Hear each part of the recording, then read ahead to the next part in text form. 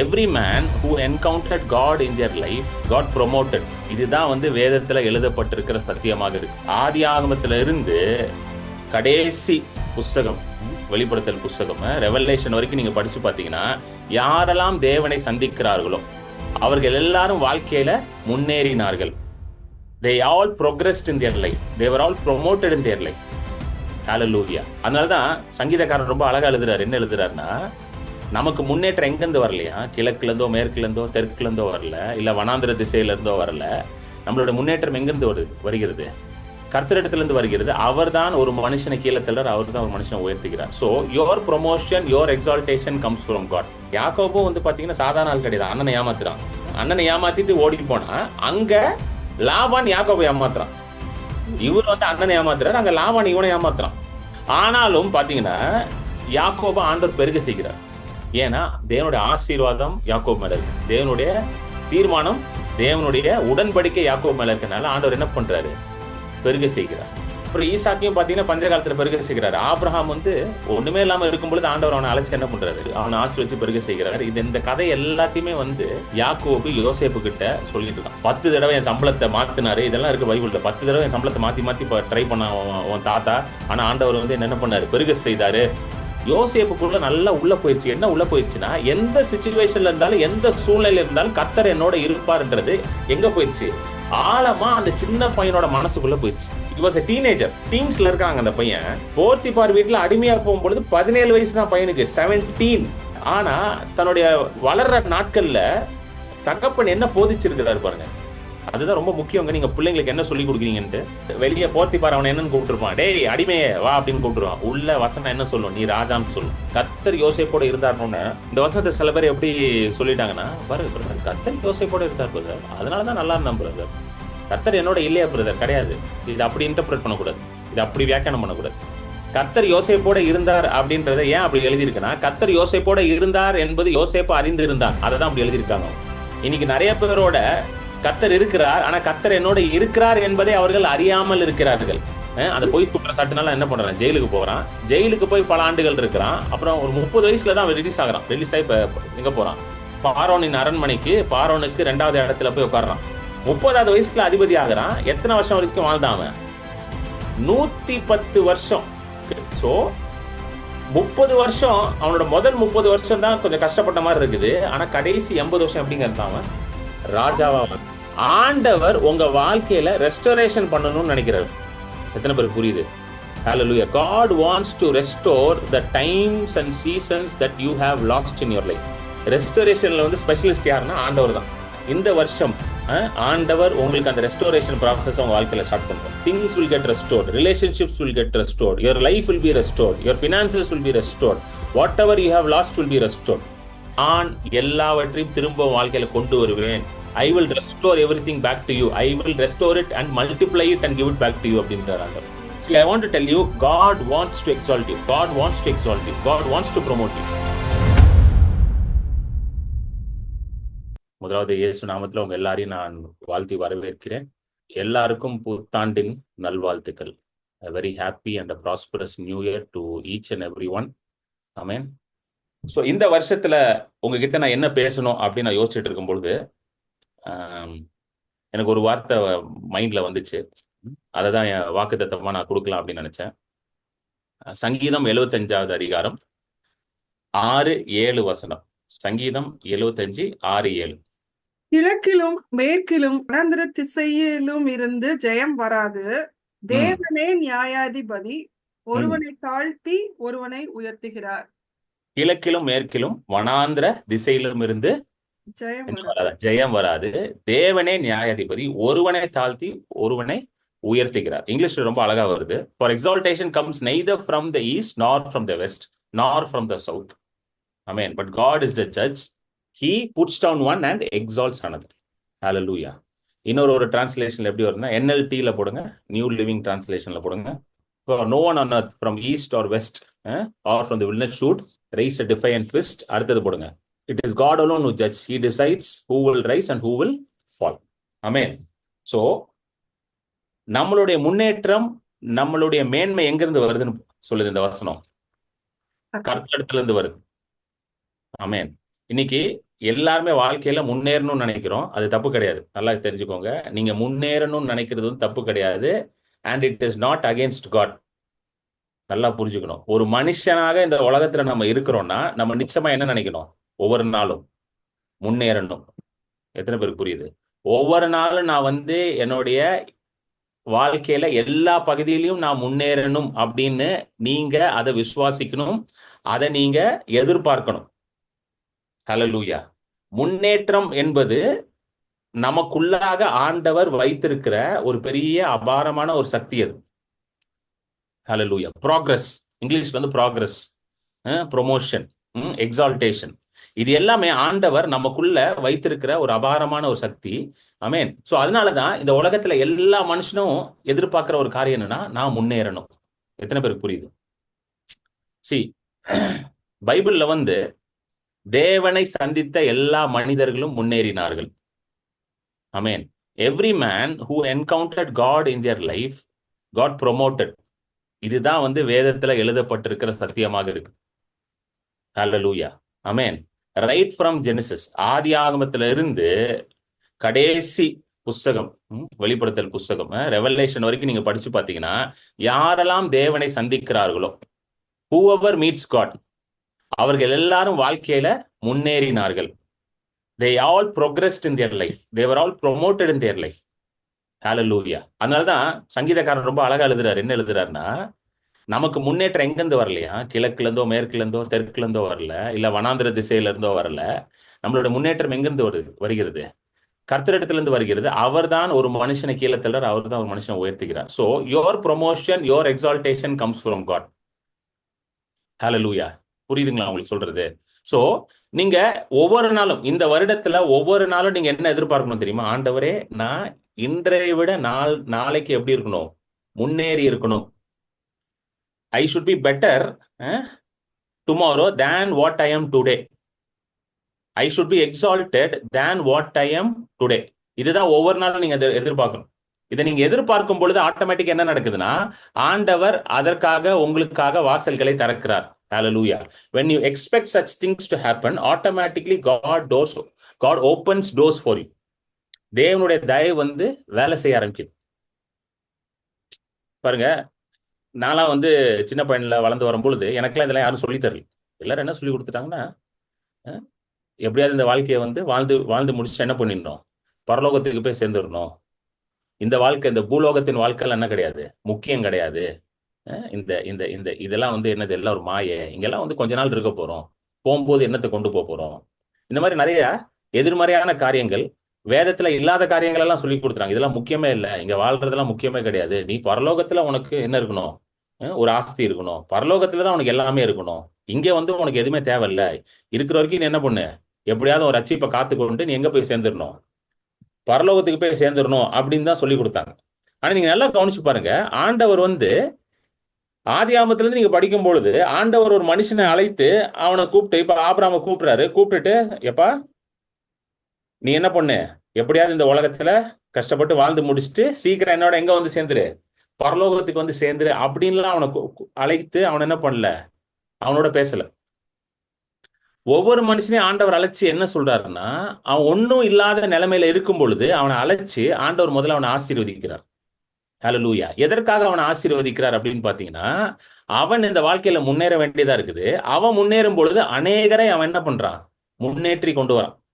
புரியுதுங்களா? கர்த்தருடைய ஆசீர்வாதமே primary benefit of the blessing of God. என் வாழ்க்கையில நான் பார்த்துட்டேன், வேதத்துல அதான் போட்டிருக்கு. ஒரு மனுஷனை ஆசீர்வச்சு அவன் மூலமாக ஆயிரக்கணக்கான மனிதர்களை, லட்சக்கணக்கான மனிதர்களை, கோடிக்கணக்கான மனிதர்களை ஆண்டவர் என்ன பண்றாரு, ஆசீர்வதிக்கணும்னு நினைக்கிறார். அதுக்காக தான் ஒரு மனுஷனை அழைக்கிறாரு, அவனை ஆசீர்வதிக்கிறார், அவனை பெருக செய்கிறார்.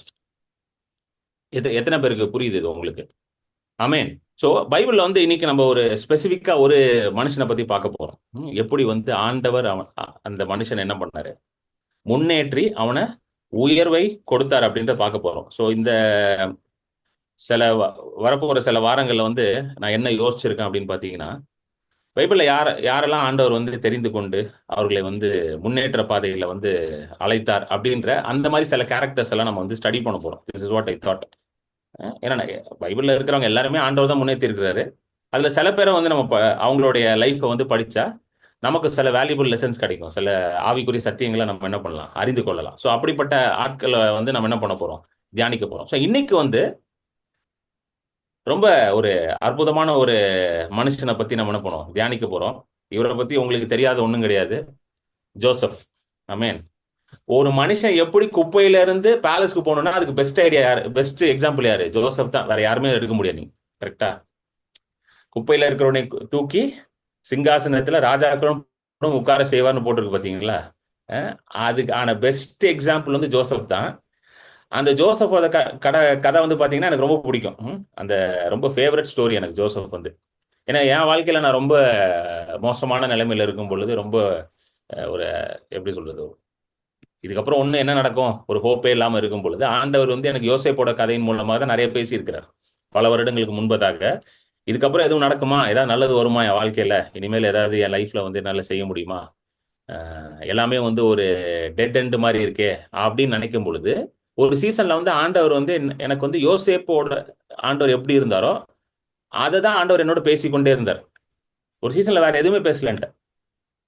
கையில பணம் கிடையாது, பெருசா மினிஸ்ட்ரி கிடையாது, வீட்டில் வறுமை குறைவு இல்லாம, மக்கள்லாம் வந்து சுத்தி இருக்கவங்க எல்லாம் வந்து ஏளனமா என்ன பாக்குறாங்க. எல்லாரும் வந்து என்னை வந்து கேலி பேசுறாங்க. நீ தப்பு பண்ணிட்ட, நீ வாழ்க்கையில தப்பு பண்ணிட்ட, நீ வந்து மினிஸ்ட்ரிக்கே வந்திருக்க கூடாது, நீ உன் வேலையை விட்டுருக்க கூடாது. அந்த மாதிரி ஒரு ஏளனமான ஒரு சூழ்நிலை. அதாவது ரொம்ப கஷ்டம் இல்ல அது.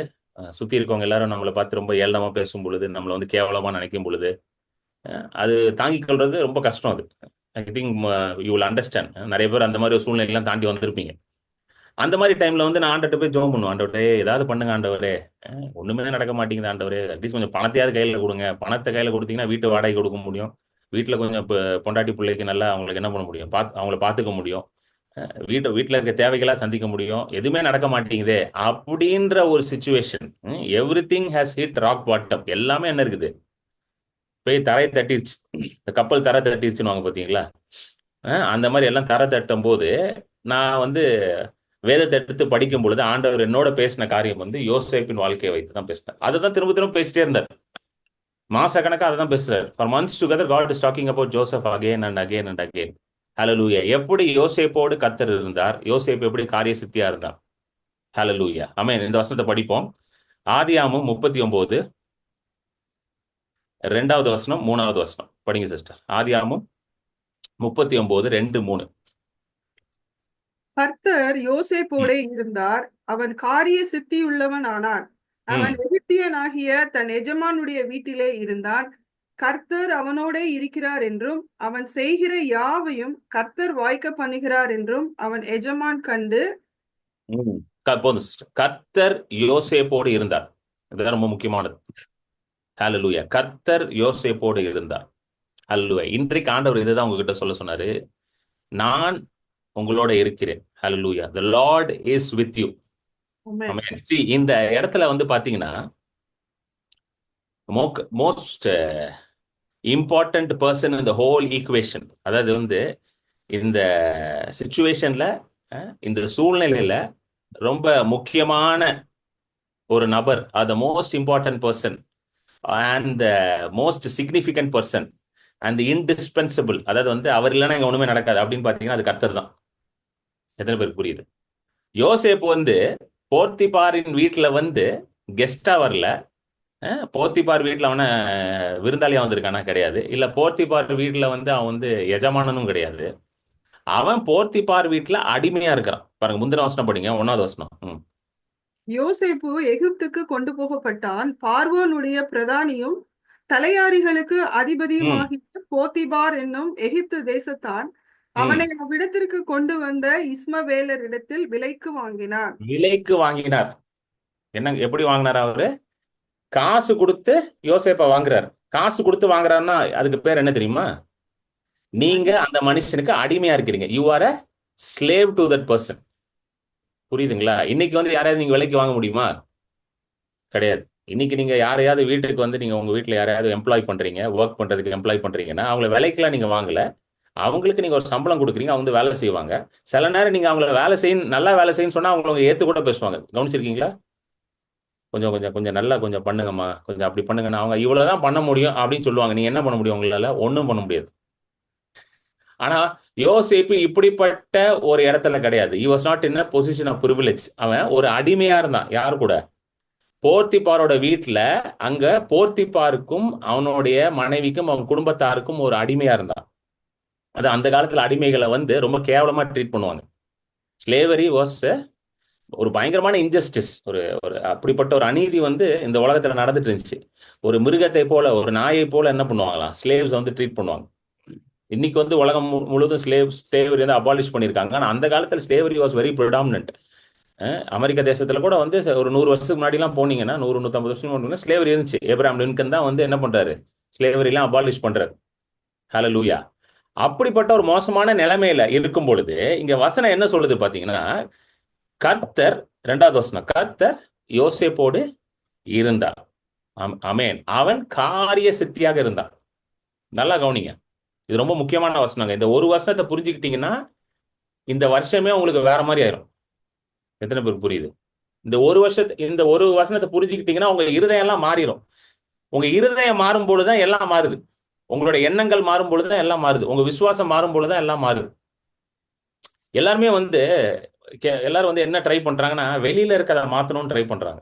கவனிச்சிருக்கீங்களா? வெளியில இருக்கிறத மாத்தணும், அவங்கள மாத்தணும், இவங்கள மாத்தணும் அப்படின்னு ட்ரை பண்றாங்க. ஆனா ஆண்டவர் உங்களுடைய இருதயத்தை முதல்ல மாத்தணும்னு நினைக்கிறார். புரியுதுங்களா? God wants to first transform your heart. God wants to first work in your heart. உங்களுடைய இருதயத்துல அது வேற செய்யணும்னு நினைக்கிறாரு. உங்க இருதயத்துல உங்களை ஒரு ஒரு மேன்மையான மனிதனாக உங்களை மாற்ற வேண்டும் என்று அவர் நினைக்கிறார். அதை செய்யும் பொழுதுதான் வெளியில இருக்க காரியங்கள்லாம் மாறும். எத்தனை பேருக்கு புரியுது? புரியுதுங்களா இல்லையா? கர்த்தர் யோசேப்போடு இருந்தார். அவன் காரிய சித்தியா இருந்தான். அவன் எதுல காரிய சித்தியா இருந்தான்? என்ன வேலை பார்த்திருப்பான்? சிஸ்டர் விஜி, நீங்க என்ன நினைக்கிறீங்க? என்ன வேலை பார்த்திருப்பான்னு நினைக்கிறீங்க? அவன் கலெக்டர் வேலையை பார்த்திருப்பான்? வீட்டு வேலை பார்த்திருப்பான். என்ன வேலை பார்த்திருப்பான்? வீட்டு வேலை பார்த்திருப்பான். சரிங்களா? அந்த வீட்டு வேலையில அவன் எப்படி இருந்தான்னு பைபிள்ல போட்டிருக்குங்க. சக்சஸ்ஃபுல்லா இருந்தானா? ஃபர்ஸ்ட் நல்லா புரிஞ்சுக்கோங்க. மேன்மைக்கு ஆன முதல் வழி என்ன தெரியுமா? Is to have an excellent spirit. உயரணும், முன்னேறணும், வாளாகாமல் தலையா இருக்கணும், கீழாகாமல் மேலா இருக்கணும்னா அதுக்கு உங்களுக்கு தேவை என்ன தெரியுமா? ஒரு எக்ஸலன்ட் ஸ்பிரிட். எக்ஸலன்ட் ஸ்பிரிட்னா என்னது? செய்யற காரியத்தை எப்படி செய்யணுமா? செம்மையாக சிறப்பாக செய்யணும். அது சின்ன வேலை தான் இருக்கும், ஒன்றும் பெரிய வேலைலாம் இருக்காது. புரியுதுங்களா? ஆனா அந்த வேலையை நீங்க எப்படி செய்யணும்ன்றாங்க? சிறப்பா செய்யணும். சோ யோசேப்புக்கு வந்து இப்படிப்பட்ட ஒரு குவாலிட்டி இருந்துச்சு. ஹalleluya. எத்தனை பேருக்கு புரியுது? அவன் எதை கொடுத்தாலும் என்ன பண்ணுவானா? சரியா செய்வான். அதான் 3வது வசனத்துல வந்து போட்டிருக்கு. அது 3வது வசனத்தை போடுங்க. என்ன போடு? கர்த்தர் படிங்க சிஸ்டர். கர்த்தர் அவனோட இருக்கிறார் என்றும் அவன் செய்கிற யாவையும் கர்த்தர் வாய்க்க பண்ணுகிறார் என்றும் அவன் எஜமான் கண்டு. அவன் செய்வது யாவையும் வாய்க்க சொல்லுங்க. கர்த்தர் யாவையும் வாய்க்க செய்கிறார். முதல்ல வந்து உங்களுக்கு என்ன புரியணும்னா, கர்த்தர் என்னோட இருக்கிறார். நான் எதை செய்தாலும் நன்மையாக செய்வேன், சிறப்பாக செய்வேன். அது எல்லாத்தையும் கர்த்தர் என்ன பண்ணுவாரு? வாய்க்க பண்ணுவார். ஹalleluya. ஃபர்ஸ்ட் திங் இதை எழுதி வச்சுக்கோங்க. கர்த்தர் என்னோட இருக்கிறார். முதல்ல இதை எழுதுங்க. கர்த்தர் என்னோட இருக்கிறார். எப்ப என்னோட இருக்கிறார்? யோசேப்பை போல நான் கீழே இருக்கும் பொழுதும் கர்த்தர் என்னோட தான் இருக்கிறார். இன்னைக்கு நிறைய பேர் என்ன நினைச்சிட்டு இருக்காங்கன்னா, கீழே இருக்கும் போதெல்லாம் கர்த்தர் என் கூட இல்லைங்க, கர்த்தர் கைவிட்டாருன்னு. கிடையாது. கர்த்தர் உங்களோட எப்பொழுதும் இருக்கிறார். யோசேப்பு அடிமையா இருக்கும் பொழுது கர்த்தர் அவன் கூட தான் இருக்கிறார். அவன் ராஜாவாக மாறும் பொழுதும் கர்த்தர் அவன் கூட தான் இருக்கிறார். எத்தனை பேருக்கு புரியுது? நிறைய பேர் என்ன நினைக்கிறாங்கன்னா, மேல இருக்கும்போது மட்டும் தான் கர்த்தர் இருப்பாரு, கீழே இருக்கும்போது கர்த்தர் விட்டுட்டு போயிட்டாரு, அதான் கீழே வந்துட்டேன். கிடையாது, கிடையவே கிடையாது.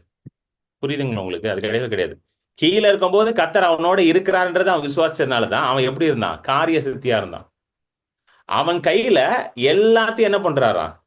அவனுடைய எஜமானான போர்த்திபார் அவன் கையில என்ன பண்றாரா? எல்லாத்தையும் ஒப்படைக்கிறார். இன்னைக்கு இந்த மாதிரி போதனைகள்லாம் சொன்ன மக்கள் நிறைய பேர் சண்டைக்கு வராங்க என்கிட்ட. பிரதர், இதெல்லாம் சொல்லாதீங்க பிரதர், இதெல்லாம் சொல்லாதீங்க. இதான் நல்ல வார்த்தையை நாலு சொல்லுங்க. நல்ல வார்த்தை தான் சொல்லிட்டு இருக்கேன் நான். ஏதாவது தப்பா சொல்லிட்டு இருக்கேன் சொல்லுங்க. இதில் இப்படிலாம் சொல்லாதீங்க பிரதர். கர்த்தர் இருக்காருலாம் சொல்லாதீங்க பிரதர். வேற ஏதாவது சொல்லுங்க பிரதர். கர்த்தர் இருக்கிறான்றதுதான் இருக்கிறதுல பெரிய நல்ல வார்த்தை. அது தெரியுமா உங்களுக்கு? அதெல்லாம் சொல்லாதீங்க. ஜாய்ஸ் மேயர்ன்ற ஒரு பெரிய ஊழியக்காரங்க இருக்காங்கல்ல, அவங்க வந்து முதல் தடவை வந்து ஸ்டேஜில் ஏறி பிரசங்கம் பண்ணணும்னு ஆண்டவர்கிட்ட கேட்டாங்களாம்.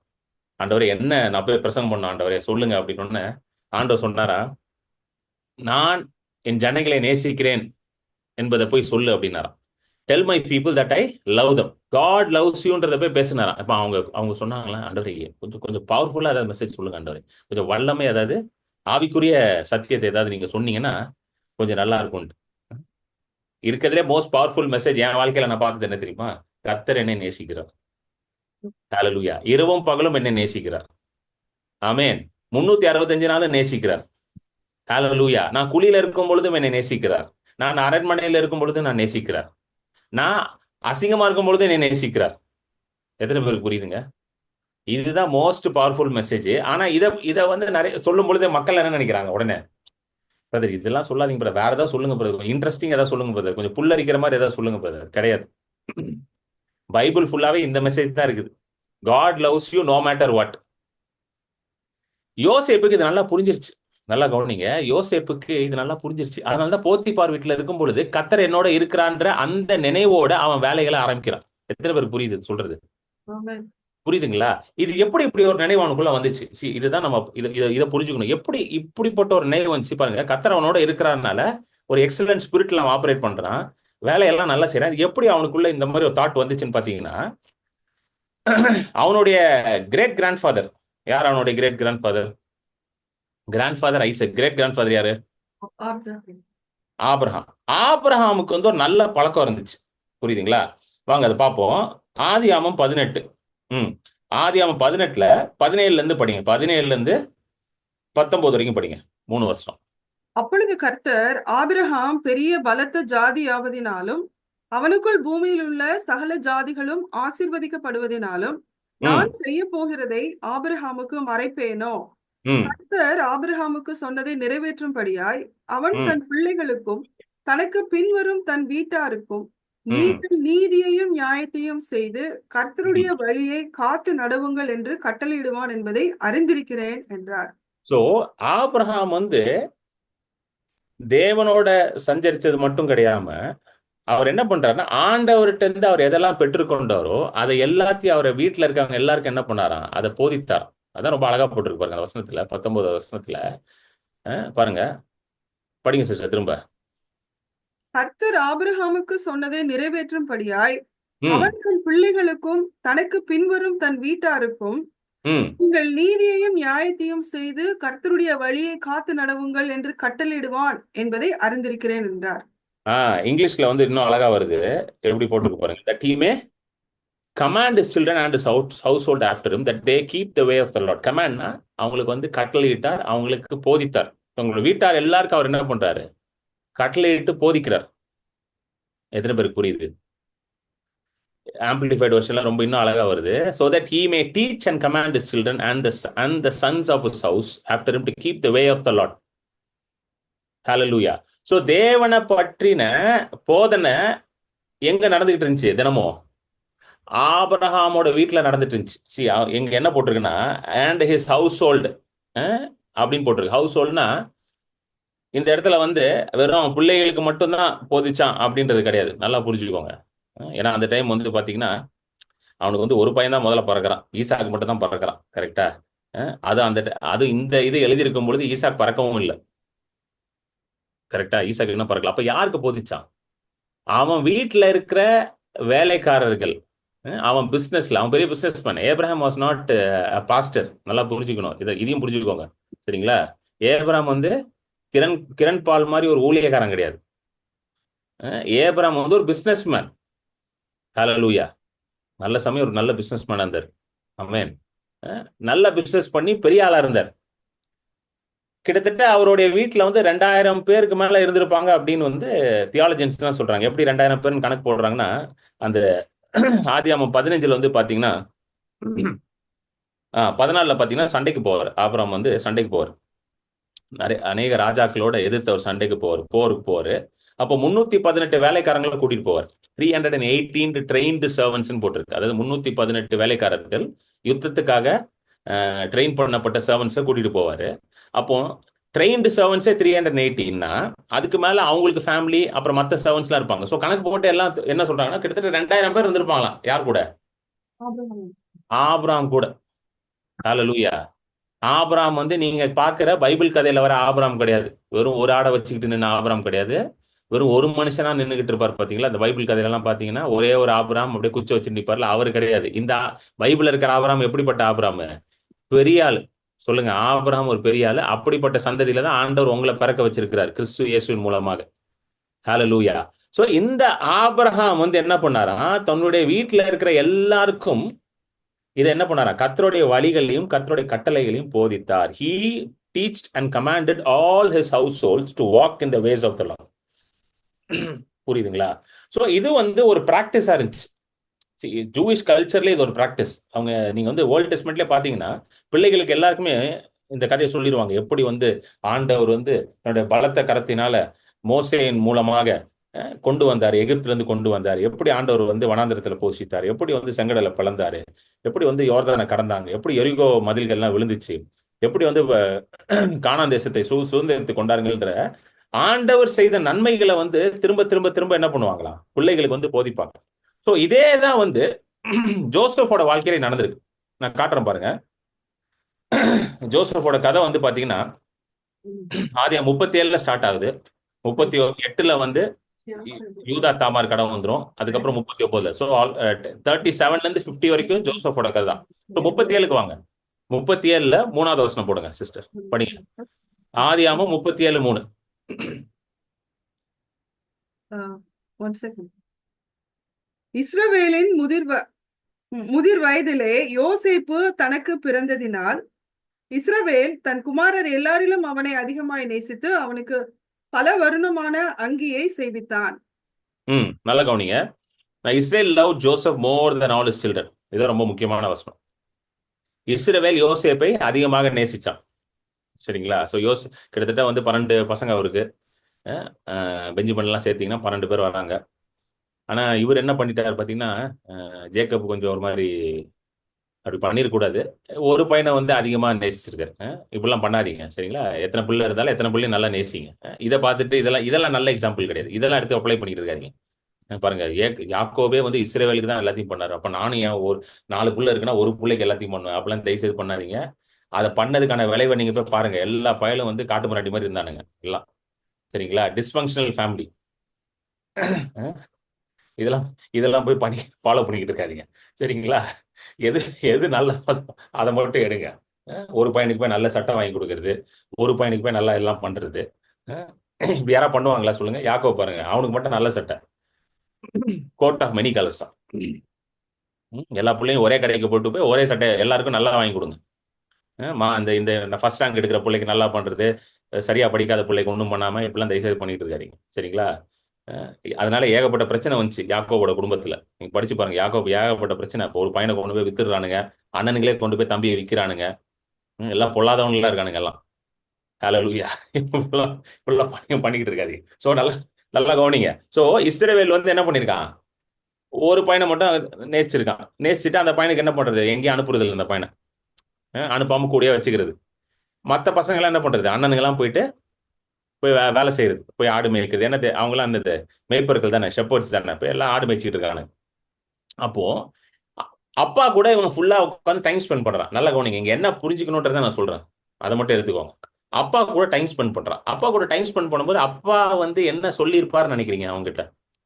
எப்படி ஆண்டவர் வந்து தன்னை உயர்த்தினார், எப்படி வந்து ஆண்டவர் வந்து என்னோட இருந்தார். நான் வந்து என் அண்ணனை ஏமாத்திட்டு ஓடி போனேன் பாருங்க. யாக்கோபும் வந்து பாத்தீங்கன்னா சாதாரண ஆள் கிடையாது. அண்ணனை ஏமாத்துறான். அண்ணனை ஏமாத்திட்டு ஓடி போனா அங்க லாபான் யாக்கோபை ஏமாத்துறான். எதை விதைப்பையோ அதை அறுப்பாய். நல்லா வேலை செய்யுது யாக்கோப வாழ்க்கையிலாம். இவர் வந்து அண்ணனை ஏமாத்துறாரு, அங்க லாபான் இவனை ஏமாத்துறான். காதலுக்கு கண் இல்லைன்றது யாக்கோபுல தான் பாப்பீங்க, யாக்கோபு கதையில தான், சரிங்களா? ஒரு பொண்ணை கொடுக்குறேன்னு சொல்லி 7 வருஷம் வேலை வாங்கிட்டு பொண்ணை மாத்தி விட்டுருவானுங்க. கல்யாணத்துல பொண்ணை மாத்தி விட்டுருவானுங்க.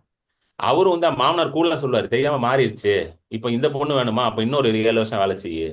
அவரு சரியான ஆள். யாரு? லாபான் வந்து யாக்கோபுக்கு மேல அவரு ஏமாத்துறதுல பிஹெச்டி வாங்கினவர். இவர் எம்ஏன்னா அவர் பிஹெச்டி. அவரு லாபான் அவங்கிட்ட போய் மாட்டிக்கிட்டாங்க, சரிங்களா? ஆனாலும் பாத்தீங்கன்னா யாக்கோப ஆண்டவர் பெருக செய்கிறார். ஏன்னா தேவனுடைய ஆசீர்வாதம் யாக்கோபு மேல இருக்கு. தேவனுடைய தீர்மானம், தேவனுடைய உடன்படிக்கை யாக்கோபு மேல இருக்கனால ஆண்டவர் என்ன பண்றாரு, பெருக செய்கிறார். சோ பெருக செய்கிறார்.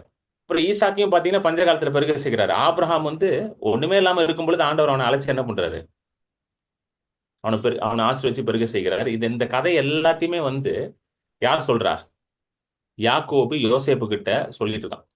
புரியுதுங்களா? இப்ப இன்னைக்கெல்லாம் வந்து வீட்டுல 2 பேர் இருந்தாங்கன்னு என்ன பண்றாங்க? பேச மாட்டேங்கிறாங்க. ஏன்னா ஆளுக்கு ஒரு கையில என்ன பண்ணிக்கிறாங்க? செல்போன் வச்சுட்டு உட்காந்துருக்காங்க. நல்ல சமயம் அந்த காலத்துல செல்போன்லாம் கிடையாது. ஆனால் எல்லாம் பேசுவாங்க. சோ இவர் சொல்லுவாரு, நான் எப்படி இருந்தேன் தெரியுமாடா, உங்க மாமனார் உங்க தாத்தா லாபான் எப்படி ஏமாத்தினான் தெரியுமான்னு. ஆனால் ஆண்டவர் என்ன பண்ணாரு? என்னை ஆசீர்வதிச்சாரு. 2 பரிவாரம் ஆசீர்வாதங்களை கொடுத்து என்னை வெளியே கொண்டு வந்தாரு. 10 தடவை என் சம்பளத்தை மாத்தினாரு. இதெல்லாம் இருக்கு பைபிள்ல. 10 தடவை என் சம்பளத்தை மாத்தி மாத்தி ட்ரை பண்ண உன் தாத்தா. ஆனா ஆண்டவர் வந்து என்ன பண்ணாரு? பெருக செய்தாரு. உங்க தாத்தா ஐசக்கும் அப்படிதான்.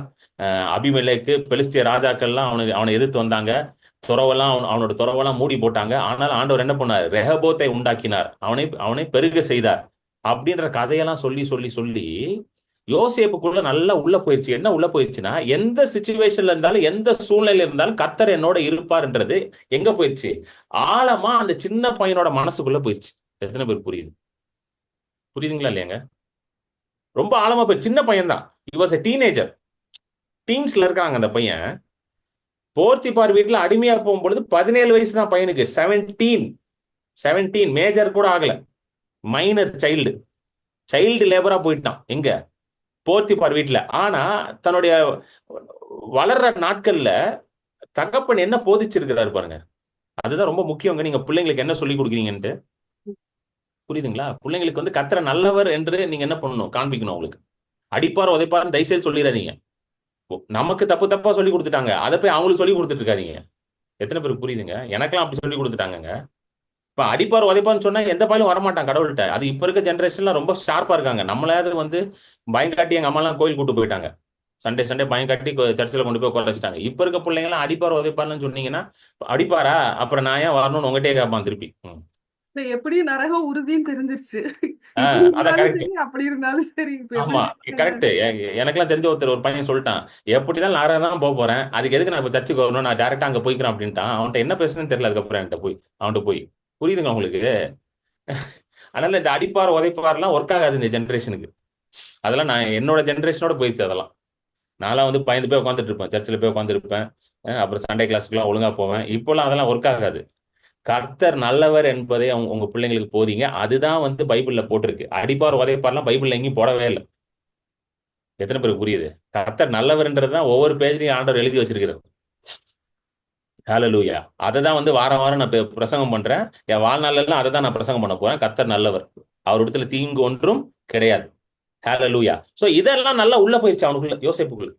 ஒரு ஒரு டீன்ஸ்ல இருக்கும் பொழுது இது நல்லா உள்ள போனதுனால இப்ப போர்த்திபார் வீட்டுக்கு போறான். போர்த்திபார் வீட்டுக்கு போனா அவனுக்கு எல்லாம் ஞாபகம் வந்திருக்கும். ஆமால, எங்க தாத்தா லாபான் கூட எங்க அப்பாவை இப்படிதான் பண்ணாருல்ல, ஒரு கேவலமா நடத்தி. எங்க அம்மாவை கல்யாணம் பண்ணது எங்க அப்பா என்ன பாடுபட்டாரியா. வேலை வாங்கி. ரேச்சல் தான் அவங்க அம்மா. யோசேப் வந்து ரேச்சலுக்கு பிறக்கிறான். கரெக்டா? ரேச்சல கல்யாணம் பண்ணதுக்கு 14 வருஷம் ஆயிடுச்சு. ஃபர்ஸ்ட் 7 வருஷம் லேயாலு, அப்புறம் 7 வருஷம். எத்தனை வருஷம் வேலை பார்த்தாரு? எவ்வளவு ஒரு மோசமான நிலைமையில இருந்து. ஆனாலும் கர்த்தர் எங்க அப்பாவோட இருந்து அவரை ஆசீர்வதிச்சு, வெறும் யோசேப்பு யாக்கோபு சொல்றான் பாருங்க, வெறும் ஒரு கோலை எடுத்துட்டு நான் அந்த யோர்தான் நதியை தாண்டி போனேன், இன்றைக்கு 2 பரிவாரத்தோட நான் வரேன் அப்படின்றான். அப்பனா ஒண்ணுமே கிடையாது. அவன் அண்ணன் இருந்து ஓடி போகும்பொழுது வெறும் கோல் தான். பெத்தேல்ல படுத்து தூங்குறாரு யாக்கோபு. தலைக்கு வந்து தலகாணி வைக்கிறது கூட ஒண்ணும் கிடையாது. வெறும் கல்லை வச்சு படுத்துருக்காரு. தெரியுமா உங்களுக்கு? வெறும் கல்லு வச்சுட்டு, யாராவது கல்லு வச்சு படுத்து தூங்கி இருக்கீங்களா நைட்டு? நீங்க யாருமே அப்படி தூங்கி இருக்க மாட்டீங்க. யாக்கோப் அப்படிதான் தூங்கினாராம். பெத்தேல்ல படுக்கிறாரு, படுத்து ரெஸ்ட் எடுக்கிறாரு. வெறும் ஒரு கோல் தான் இருக்கு கையில. கோலை வச்சுட்டு அப்படியே ஒரு கல்லை வச்சு படுத்துங்க. அந்த இடத்துல தான் ஒரு பெரிய அவருக்கு ஒரு தரிசனம் உண்டாகுது. வானம் திறக்கப்படுகிறது. தேவதூதர்கள் வந்து இறங்குற வண்ணமும் வேர்ன வண்ணமாக இருக்கிறாங்க. மனுஷகுமாரர் அங்க மேல நிக்கிறார். அப்பதான் இந்த எக்ஸ்பீரியன்ஸ் நடக்குது அவருக்கு. அப்படிப்பட்ட ஒரு நிலைமையில இருக்கும் பொழுது ஆண்டவர் யாக்கோபை சந்திச்சு, யாக்கோபு ஒரு பெரிய ஜாதியா மாத்துறார். இஸ்ரவேல் என்று அவர் பேரைய மாத்தினார். இனிமேல் நீ யாக்கோபு கிடையாது. ஏன்னா யாக்கோபுனா எத்தன், ஏமாத்துக்காரன். You are no longer a supplanter, you no longer a cheater, you are Israel அப்படின்னு என்ன பண்றாரு? பேரை மாத்துறாரு. சோ இதெல்லாம் அவனுக்குள்ள இருக்குது. யாருக்குள்ள? யோசேப்புக்குள்ள இருக்கு. எத்தனை பேர் புரியுதுங்க? இதெல்லாம் உள்ள இருக்கிறதுனால போத்திபார் வீட்டுக்கு போய் வித்துட்டாங்க. இப்போ அடிமையா போய் நிக்கிறாங்க. அப்போ உள்ள இதெல்லாம் பேசுது. புரியுதுங்களா? தேவனுடைய வார்த்தை ஜீவன் உள்ளது. தேவனுடைய வார்த்தை வல்லமை உள்ளது. ஏன் பைபிள் படிக்கணும்னு நான் சொல்லிட்டா, இதுக்கு தான் நீங்க பைபிள் படிக்கணும். எத்தனை பேருக்கு புரியுது? இதுக்காக தான் நீங்க பைபிள் படிக்கணும். படிச்சீங்கன்னா பேசும் உள்ள. வசனம் உள்ள பேசும். வெளியே வெளியே போர்த்திபார் அவனை என்னன்னு கூப்பிட்டுருப்பான், டேய் அடிமையே வா அப்படின்னு கூப்பிட்டுருவான். உள்ள வசனம் என்ன சொல்லும், நீ ராஜான்னு சொல்லும். எத்தனை பேருக்கு புரியுது? போர்த்திபார் என்னன்னு கூப்பிட்டுருப்பான், யோசேப்பு சார் வாங்க சார் அப்படின்னு நான் கூடுவான். டேய் அடிமை நாயே வா அப்படின்னு தான் கூடுவான். சோ யோசேப்புக்கு வந்து பாருங்க, அதுதான் நீங்க நல்லா புரிஞ்சுக்கணும். பாருங்க, கர்த்தர் யோசேப்போட இருந்தாருன்னு இந்த வசனத்தை சில பேர் எப்படி சொல்லிட்டாங்கன்னா, பாருங்க பிரதர், கர்த்தர் யோசேப்போட இருந்தார் பிரதர், அதனாலதான் நல்லா இருந்தான் பிரதர். கர்த்தர் என்னோட இல்லையா பிரதர்? கிடையாது. இது அப்படி இன்டர்பிரட் பண்ணக்கூடாது, இது அப்படி வியாக்கியானம் பண்ணக்கூடாது. கர்த்தர் யோசேப்போட இருந்தார் அப்படின்றத ஏன் அப்படி எழுதியிருக்குன்னா, கர்த்தர் யோசேப்போட இருந்தார் என்பது யோசேப்பு அறிந்திருந்தான், அதை தான் அப்படி எழுதியிருக்காங்க அவங்க.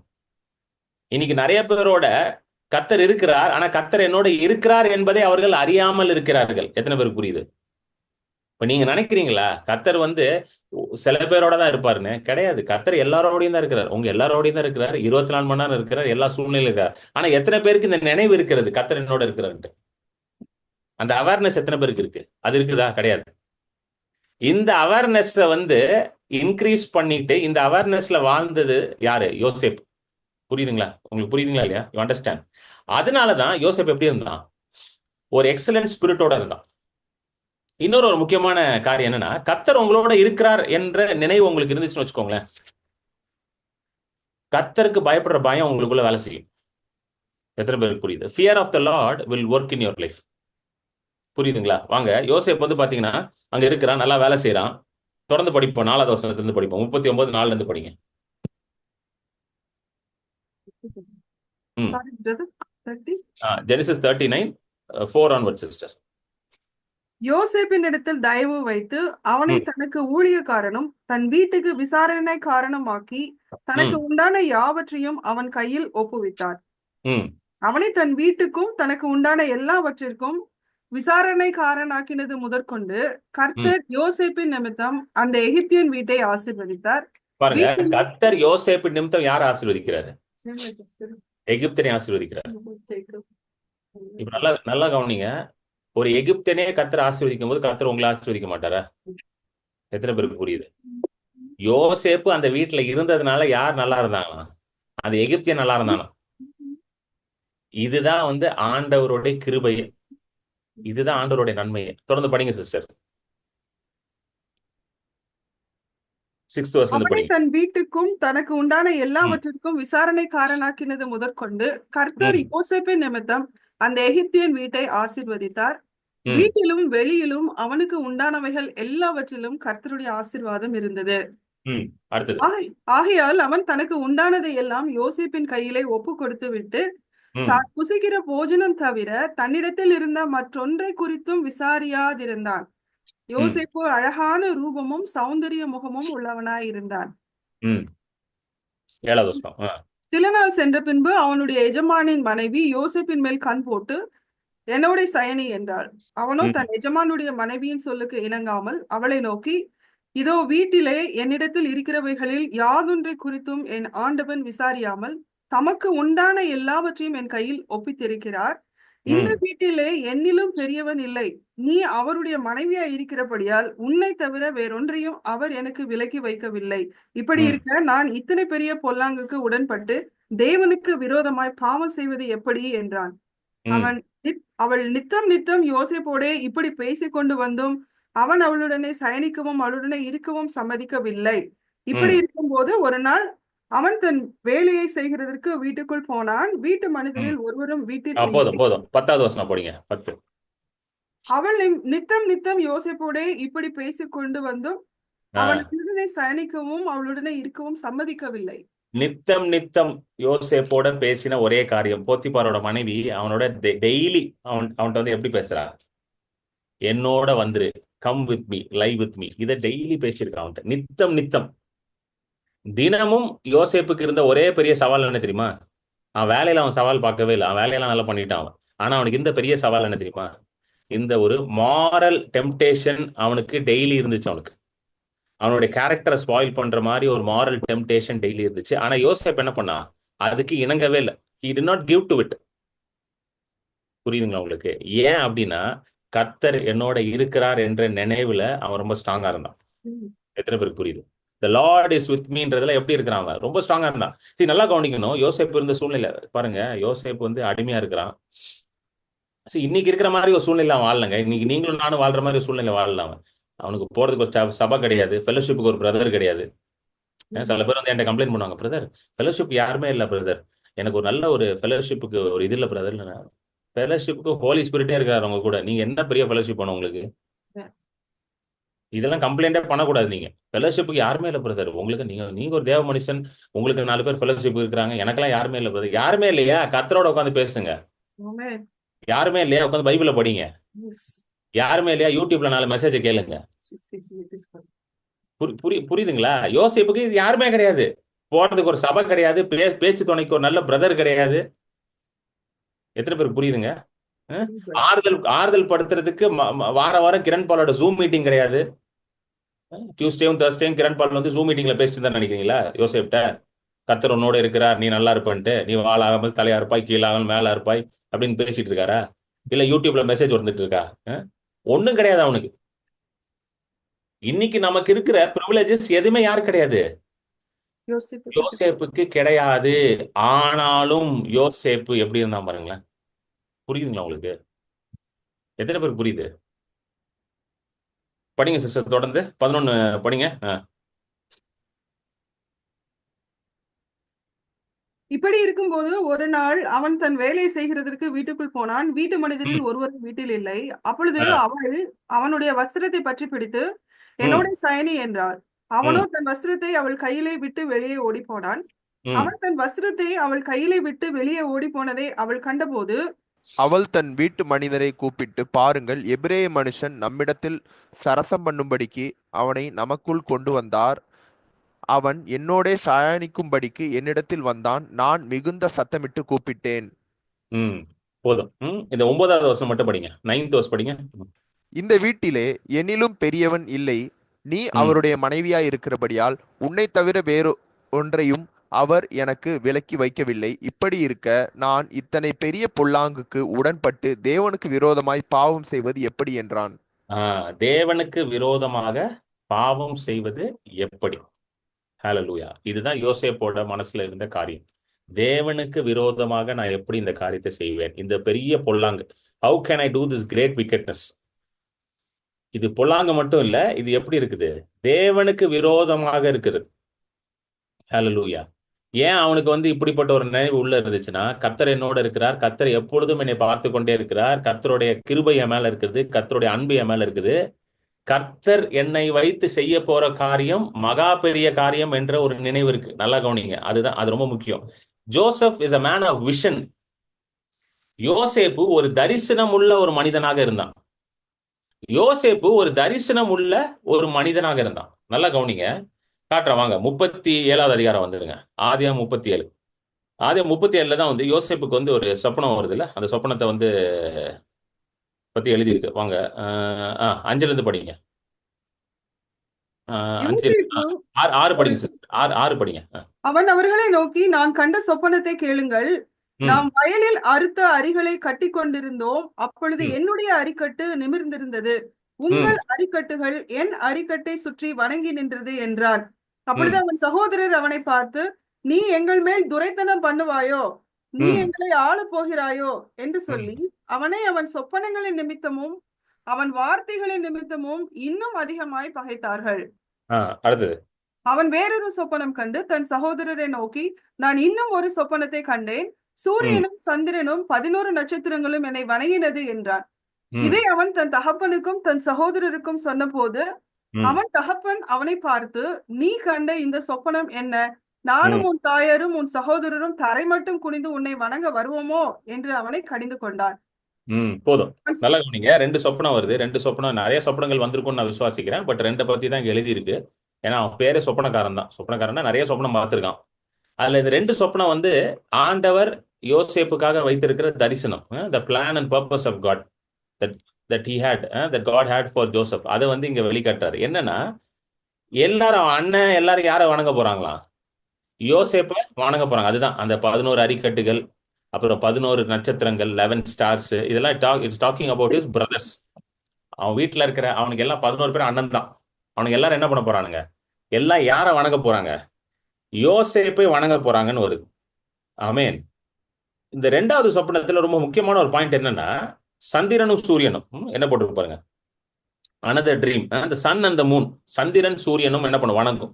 அந்த சந்திரன் சூரியன் வணங்கும்ன்றது வந்து யாக்கோபோட மனைவி எல்லாம் கிடையாது. நல்லா புரிஞ்சுக்கோங்க. நிறைய யாக்கோபு அப்படின்னு நினைச்சிட்டான், நீ என்ன நானும் அம்மாவும் வணங்குவோமா அப்படின்னு நினைங்க. ஆக்சுவலா பாத்தீங்கன்னா ரேச்சல் இறந்துருவா.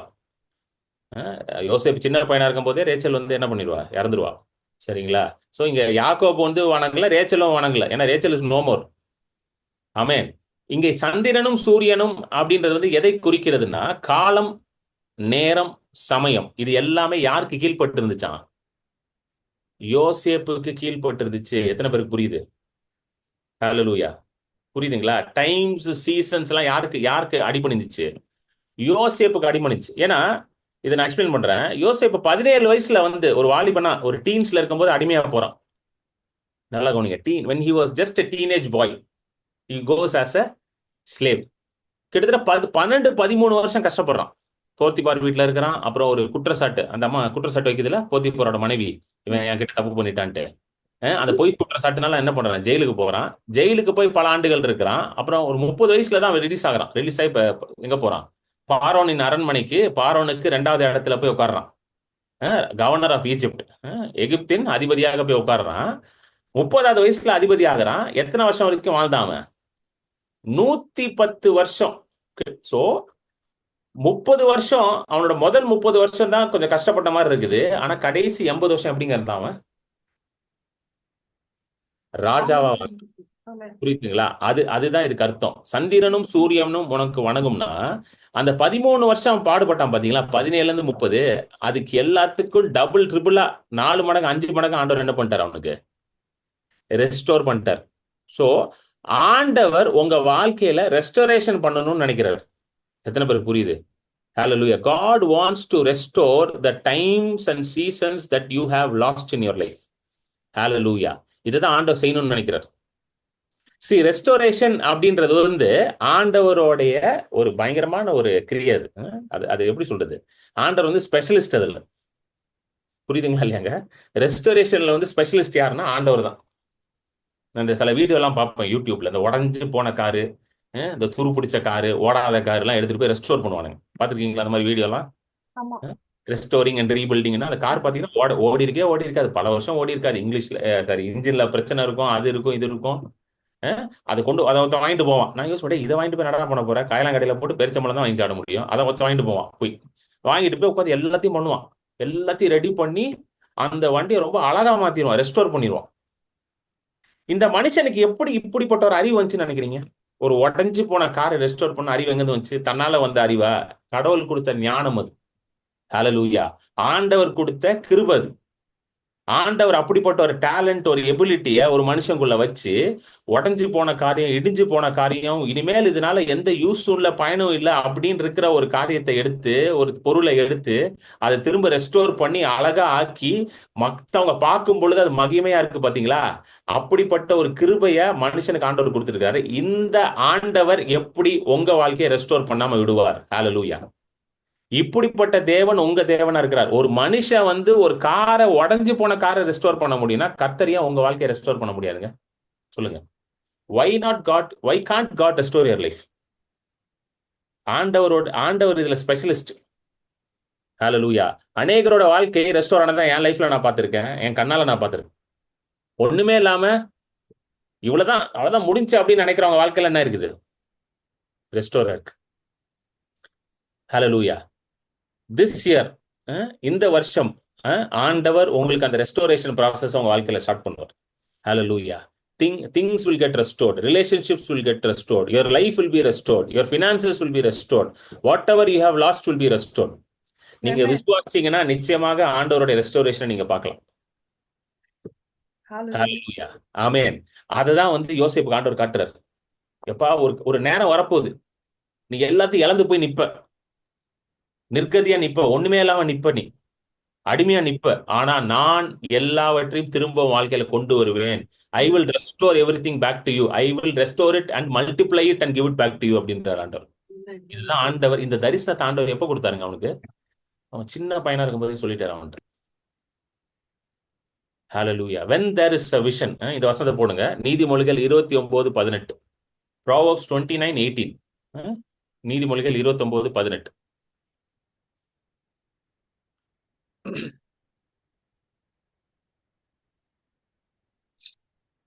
தீர்க்க தரிசனம் இல்லாத இடத்தில் ஜனங்கள் சீர்கெட்டு போவார்கள், வேதத்தை காக்கிறவனோ பாக்கியவான். அதாவது இது எப்படி தீர்க்க தரிசனம் இல்லாத இடங்கள்னா விஷன். தீர்க்க தரிசனம்னா தரிசனத்தை பத்தி பேசுது. இங்கிலீஷ்ல அழகா போட்டு வேர் there is no revelation, where there is no vision, the people cast off restraint. அப்படின்னா என்ன அர்த்தம்னா people cast off restraintனா இஷ்டத்துக்கு வாழ்வாங்களாம். ஒரு தரிசனம் இருக்க மனுஷன், ஒரு ஆண்டவர் எனக்காக இதை வைத்திருக்கிறார் என்று அறிந்திருக்கிற மனிதன், ஆண்டவரை பத்தி வெளிப்பாடு இருக்கிற மனுஷன் எப்படி வாழ்வாங்க? யோசேப்பை போல வாழ்வான். Amen. புரியுதுங்களா? அதுதான் தீர்க்க தரிசனம் இல்லாத இடத்தில் ஜனங்கள் சீர்கெட்டு போகிறார்கள். இன்னைக்கு உலகத்துல எல்லாம் இஷ்டத்துக்கு வாழ்றான்னு நினைக்கிறீங்க. ஏன்னா ஒரு தரிசனமே கிடையாது. ஒரு ஒரு ஒரு விஷன் இல்லை, ஒண்ணும் இல்லை. கரெக்டா? ஒண்ணுமே ஒரு வீடியோ ஒன்று பார்த்தேன் இன்னைக்கு காலையில. யாரோ ஷேர் பண்ணியிருந்தாங்க. ஏதோ ஒரு இடத்துல, பெங்களூர் ஏதோ ஒரு இடத்துல எல்லாம் ரோட்ல கிடக்குறானுங்க. வாலிப பசங்க பொண்ணுங்கெல்லாம் குடிச்சிட்டு கிடக்குறாங்க. அப்படியே தூக்கிட்டு போறாங்க அவங்களெல்லாம். அது என்ன ஏன் அப்படின்னு பாத்தீங்கன்னா, நியூ இயர் கொண்டாட்டமா. என்னது இது? நியூ இயர் கொண்டாட்டமா. நியூ இயர் வந்துருச்சுன்னு சொல்லி இவன் குடிச்சிட்டு ரோட்ல கிடக்குறான். நியூ இயருக்கும் இவனுக்கு சம்மந்தமே இல்லை. குடிச்சிட்டு கிடக்குறான் ரோட்ல. அவங்கள தூக்கிட்டு போறாங்க. அதில் கீழே அந்த கமெண்ட்ஸ்ல போட்டிருக்கானுங்க, thank God you are not one of them. Correct தானே? இது பேர் நியூ இயர் கொண்டாட்டமா? இது பேர் சீர்கெட்டு போறது. ஏன் அப்படி குடிச்சிட்டு கிடக்குறான்? ஏன்னா ஒரு தரிசனம் இல்லை, வாழ்க்கையை குறித்த ஒரு பர்பஸ் இல்லை, கர்த்தர் யாருன்னு தெரியல, ஏன் வாழ்றோன்னு தெரியல. அதனால குடிச்சிட்டு நியூ இயர் வந்துச்சுன்னு குடிச்சிட்டு ரோட்ல கிடக்குறாங்க. யோசிச்சு பாருங்க, அவங்க அம்மா அப்பாக்கெல்லாம் எப்படி இருக்கும் அதை பார்க்கறதுக்கு. எல்லாம் நல்ல படிச்ச பிள்ளைங்க, ஒன்றும் படிக்காதெல்லாம் ஒன்றும் கிடையாது. எல்லாம் படிச்ச பிள்ளைங்க, நல்லா வேலை பார்க்குற பிள்ளைங்க, டீசெண்டா இருக்குதுங்க. அதுங்க அப்படி கிடக்குதுங்க. அதுதான் இங்க நீதிமொழிகளை போட்டிருக்கு, where there is no vision people perish. தரிசனம் இல்லாத இடத்துல மக்கள்லாம் சீர்கெட்டு போறாரு. சோ ஒரு கிறிஸ்தவனா நீங்க இருக்கிறீங்க, ஆண்டவரை ஏற்றுக்கொண்டு இருக்கிறீங்கன்னா, ஆண்டவர்கிட்ட நீங்க எதுக்கு நான் இருக்கிற ஆண்டவர்னு ஃபர்ஸ்ட் கேளுங்க. ஆண்டவரே, what is the vision for my life? என் மூலமா நீங்க ஏதோ செய்யணும்னு நினைக்கிறீங்க ஆண்டவரே, அது என்னன்றது எனக்கு சொல்லுங்கன்னு கேளுங்க. ஆண்டவர் உங்களுக்கு வெளிப்படுத்துவார். எத்தனை பேர் புரியுது? There is something that God wants to do through you, which only you can do. So யோசேப்புக்கு இப்படிப்பட்ட ஒரு பெரிய தரிசனத்தை அவன் வாலிப நாட்களே அவனுக்குள்ள வைத்து அவனை ப்ரிப்பேர் பண்ணிட்டார். ஏன்னா யோசேப்பு மூலமாக தான் எகிப்து பஞ்சத்திலிருந்து தப்பிக்குது. அது மட்டும் இல்ல, அவனோட முழு குடும்பமும் பஞ்சத்திலிருந்து தப்பிக்குது. Hallelujah. Because of Joseph, the whole family of Jacob is saved from famine. ஆனா இந்த தரிசனத்தை ஆண்டவர் எப்ப கொடுத்தாருங்க? சின்ன பையனா இருக்கும் பொழுது, அவங்க அப்பா வீட்டுல இருக்கும் பொழுது, டீன்ஸ்ல இருக்கும்போது, டீனேஜ் பையன், அவனுக்கு புரிய கூட இல்லை என்னன்ட்டு. புரியாதனாலதான் போய் அண்ணன்ட்டு சொல்லிட்டு இருக்கான், பாத்தீங்களா நீங்களாம் காலில் விழுவீங்க அப்படின்ட்டு. யோசிச்சு பாருங்களேன். இப்ப எங்க வீட்டுல 10 பேர் இருக்கிறாங்க என் மேல, எனக்கு அண்ணனா, நான் போய் சொன்னா சும்மா விடுவாங்களா? ஏண்டா உன் காலில் நான் விழுவேனா? இரு காலில் இருக்கிறத கழட்டி அடிக்கிறேன் பாரு ஒண்ணு அப்படின்னு. சின்ன பையனுக்கு புரியல பாவம் யோசேப்புக்கு. போய் ஒரு இதா போய் சொல்லிட்டான், போயிட்டு ஒரு எக்ஸைட்மெண்ட்ல போய் சொல்லிட்டான், பாத்தீங்களா உங்க அரிக்கட்டெல்லாம் என்னை போட்டு வணங்குது அப்படின்னு. அவங்களாம் கோவம் வந்துச்சு, ஏண்டா அப்பா கிட்ட இருந்து நல்ல சட்டையெல்லாம் வாங்கி மாட்டிட்டு இதுல உன் காலில் வேற விடுவோமா நாங்க? இருக்குது உனக்கு ஒரு நாள் வச்சுக்கிறேன் பாரு அப்படின்ட்டு. ஆமென். சோ தரிசனம் இல்லாத இடத்தில் மனிதர்கள் எப்படி இருக்காங்களா? சீர்கெட்டு போகிறார்கள். Where there is no vision, people perish. Hallelujah. Amen. So ஆண்டவர்கிட்ட நீங்க தரிசனத்தை கேளுங்க. உங்களுக்கு நான் என்ன பண்ணணும்னு உங்களுக்கு தெரியல பிரதர், எனக்கு இன்னும் தெரியலன்னா ஒன்னும் பிரச்சனையே இல்லை. அது சொல்லுங்க, ஒன்னும் பிரச்சனை இல்லை. யாருமே எல்லாத்தையும் ஃபிகர் அவுட் எல்லாம் பண்ணல லைஃப்ல. எல்லாம் அப்படியே போற வழியில அப்படியே ஃபிகர் அவுட் பண்ணிக்கிட்டே இருக்கிறோம். ஓனையும் கண்டுபிடிச்சிட்டே இருக்கோம். எல்லாமே எல்லாருக்கும் தெரியும் நினைக்கிறீங்களா? இப்ப என்ன கிரண் பாலுக்கு எல்லாம் தெரியும் நினைக்கிறீங்களா? கிடையாது. அப்படியே ஒவ்வொரு நாளும் கேட்டு தரிசனத்தை பில்ட் பண்ணிட்டே இருக்க வேண்டியதுதான். ஏதோ கொஞ்சம் ஓரளவுக்கு தெரிஞ்சிருச்சு எனக்கு, அப்படியே இன்னும் நிறைய இருக்குது, அதெல்லாம் கேட்டு தெரிஞ்சுக்கணும். அது போலதான் நீங்களும் அப்படியே ஆண்டவர்கிட்ட கேளுங்க, ஆண்டவரே யோசேப்புக்கு ஒரு தரிசனம் கொடுத்தீங்க ஆண்டவரே, அது போல எனக்கு ஒரு தரிசனம் இருக்குன்னு நான் விசுவாசிக்கிறேன். அந்த தரிசனம் என்னன்னு காட்டுங்க ஆண்டவரே. அந்த தரிசனத்துக்காக என்னை ப்ரிப்பேர் பண்ணுங்க ஆண்டவரே. அந்த தரிசனத்துக்காக நான் வாழணும் ஆண்டவரே. அப்படி நீங்க கேட்கும் பொழுது ஆண்டவர் அந்த தரிசனத்தை உங்களுக்கு வெளிப்படுத்த ஆரம்பிப்பார். எத்தனை பேருக்கு புரியுது? God will start revealing that to you. அந்த ரெவலேஷன் ரொம்ப முக்கியம். அதனாலதான் நீதிமொழிகள் 29 போட்டிருக்கு. என்கேஜேவில் எப்படி போட்டிருக்குன்னா, என்கேஜேவில் போட்டு கேஜேவில் விஷன் வருது, என்கேஜேவில் ரெவலேஷன் வருது. சரி, ரெண்டும் கிட்டத்தட்ட சேம் தான். ரெவலேஷன் ஆஃப் த விஷன் அப்படின்னு எடுத்துக்கோங்க நீங்க. Where there is no revelation of the vision. Okay. ஹalleluya. தரிசனத்தை கொடுத்த ஒரு வெளிப்பாடு இல்லாத இடத்தில் ஜனங்கள் எப்படி இருக்காங்க? சீர்கெட்டு போறாங்க. ஹalleluya. சோ யோசேப்புக்கு வந்து இந்த தரிசனம் உள்ள இருக்குது, தரிசனம் பேசிக் கொண்டிருக்குது, கர்த்தர் என்னோட இருக்கிறான்ற அந்த ஒரு ரெவலேஷன் இருக்கு, ஒரு வெளிப்பாடு இருக்கு, விஷன் இருக்கு, ரெவலேஷன் இருக்கு. ஹalleluya. இது எல்லாமே அவனை எப்படி வாழ வைக்குது பாத்தீங்கன்னா, ஒரு எக்ஸலன்ட் ஸ்பிரிட்ல வாழ வைக்குது. அஹ் அவன் செய்யற காரியத்தை நல்லா செய்யணும்னு நினைக்கிறான். பாருங்க, ஆண்டவர் வந்து அவனுக்கு ஒரு அபாரமான ஒரு டேலண்ட்டை கொடுத்துருக்காரு. என்ன டேலண்ட்னா, சொப்பனத்தை பார்த்து சொப்பனத்துக்கு வியாக்கியானம் பண்ற ஒரு டேலண்ட்டையும் கொடுத்துட்டாரு. அந்த டேலண்ட் அவன் யூஸ் பண்ணி அவன் என்ன பண்றான், எகிப்துல இருக்கிற பிரச்சனைக்கு சொல்யூஷனை கண்டுபிடிக்கிறான். எத்தனை பேருக்கு புரியுது? அவனுக்கு இருக்கிற ஒரு யூனிக் டேலண்ட் வந்து என்னன்னா, சொப்பனத்துக்கு என்ன பண்ணணும், வியாக்கியானத்தை கொடுக்கணும். To interpret dreams. யாராவது இப்ப நான் போய் அவர்கிட்ட யோசேப்ட்ட போய் சொப்பனத்தை சொன்னா கரெக்டா மீனிங் சொல்லிடுவாங்க. இன்னைக்கு நிறைய பேருக்கு வந்து ட்ரீம் இன்டர்பிரேஷன்லாம் வேணும் அப்படின்னு நினைக்கிறீங்க. நிறைய ட்ரீம் வருது, இன்டர்பிரேஷன் தெரியல பிரதர். அந்த மாதிரி ஒரு ஆள் தான் யோசேப்பு.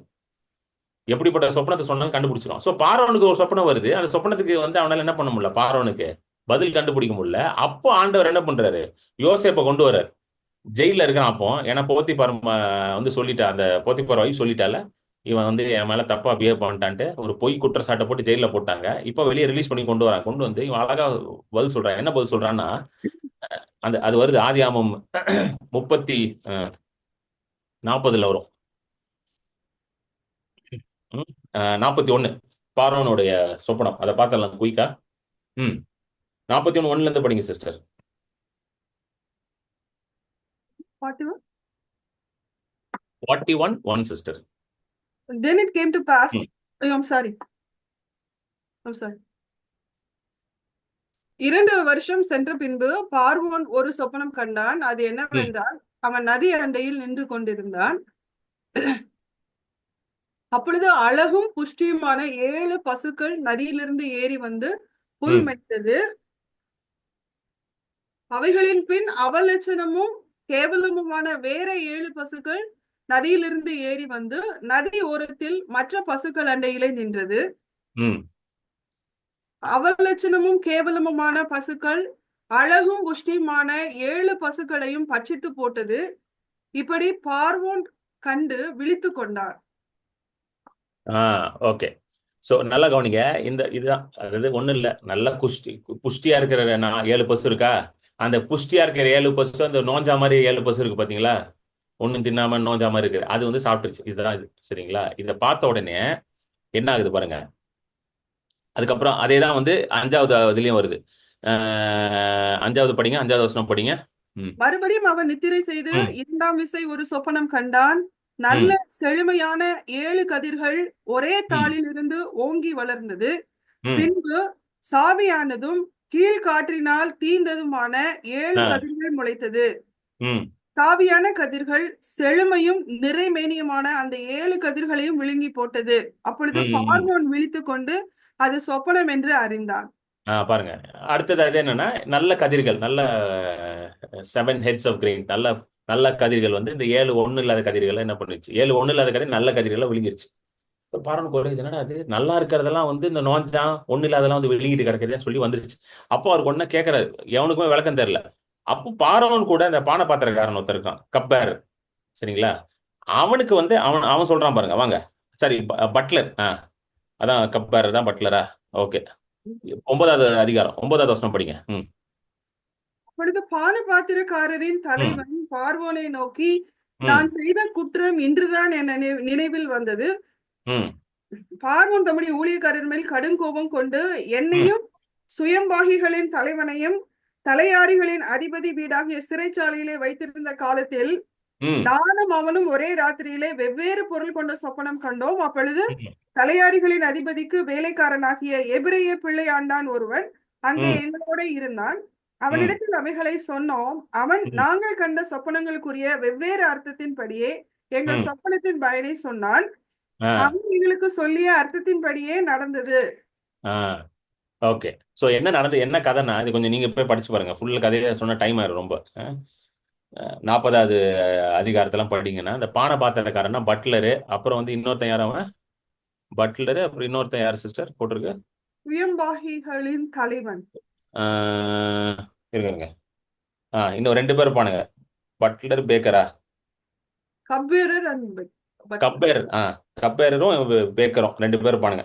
சரிங்களா? இவங்க 2 பேர் கூட இருப்பானுங்க. இவனுங்க வந்து ஜெயில இவங்க கூட இருப்பாங்க. இவங்களுக்கு ஒரு சொப்பனம் வரும். அந்த சொப்பனத்துக்கு வந்து யோசேப் வந்து என்ன பண்ணுவான், வியாக்கியானம் கொடுப்பான். அது அப்படியே நடந்துரும். ஒருத்தன் ரிலீஸ் ஆயிடுவான், ஒருத்தனை வந்து என்ன பண்ணிடுவாங்க, அந்த பிரிசன்லயே ஒருத்தனை வந்து கொண்டுருவாங்க. அவனை வந்து எக்ஸிக்யூட் பண்ணிடுவாங்க. ஸோ இவன் வந்து ரிலீஸ் ஆகி பேலஸ்ல வேலை செய்யறான். இவன் வந்து பாராட்டு சொல்றான், நான் இந்த மாதிரி அரெஸ்ட் பண்ணி நான் இருக்கும் பொழுது எனக்கு ஒருத்தன் வந்து வியாக்கியானம் கொடுத்தான் என்னுடைய சொப்பனத்துக்கு, அது அப்படியே நடந்துச்சு அப்படின்னு பாரோன்ட்டு சொல்றான். பாரோன் உடனே என்ன பண்றான், யோசேப்பை கூப்பிடுறான். யோசேப்பை கூப்பிட்டு நீ வந்து எனக்கு சொல்லு அப்படின்னு உடனே யோசேப் வந்து இதெல்லாம் சொல்றான். அது எங்க வருதுன்னா 25வது வசனம் படிங்க. ம்.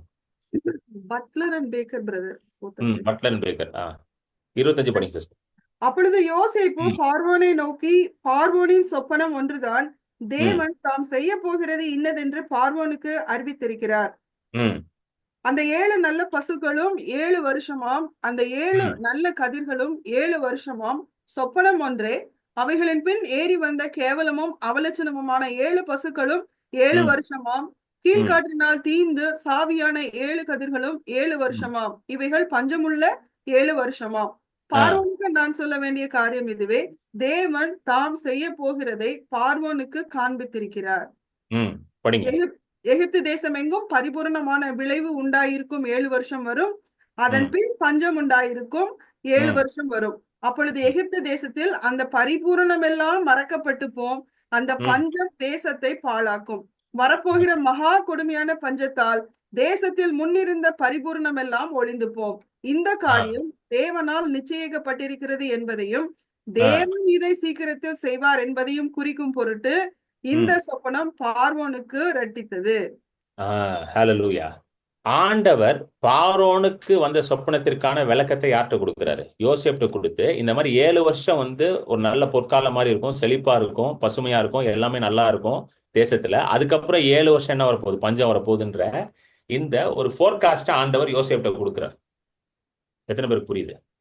நல்லா கவனிங்க, நல்லா கவனிங்க. இதுல ரொம்ப முக்கியமான ஒரு பாயிண்ட் சொல்றேன். இந்த பாயிண்ட் சொல்லிட்டு முடிச்சிடலாம், நான் அடுத்த வாரம் கண்டினியூ பண்ணலாம், ஏன்னா நிறைய இருக்கு இன்னும் பேசுறதுக்கு. 40வது அதிகாரத்துக்கு வாங்க. 40வது அதிகாரத்துல இதை படிச்சாதான் புரியும் உங்களுக்கு.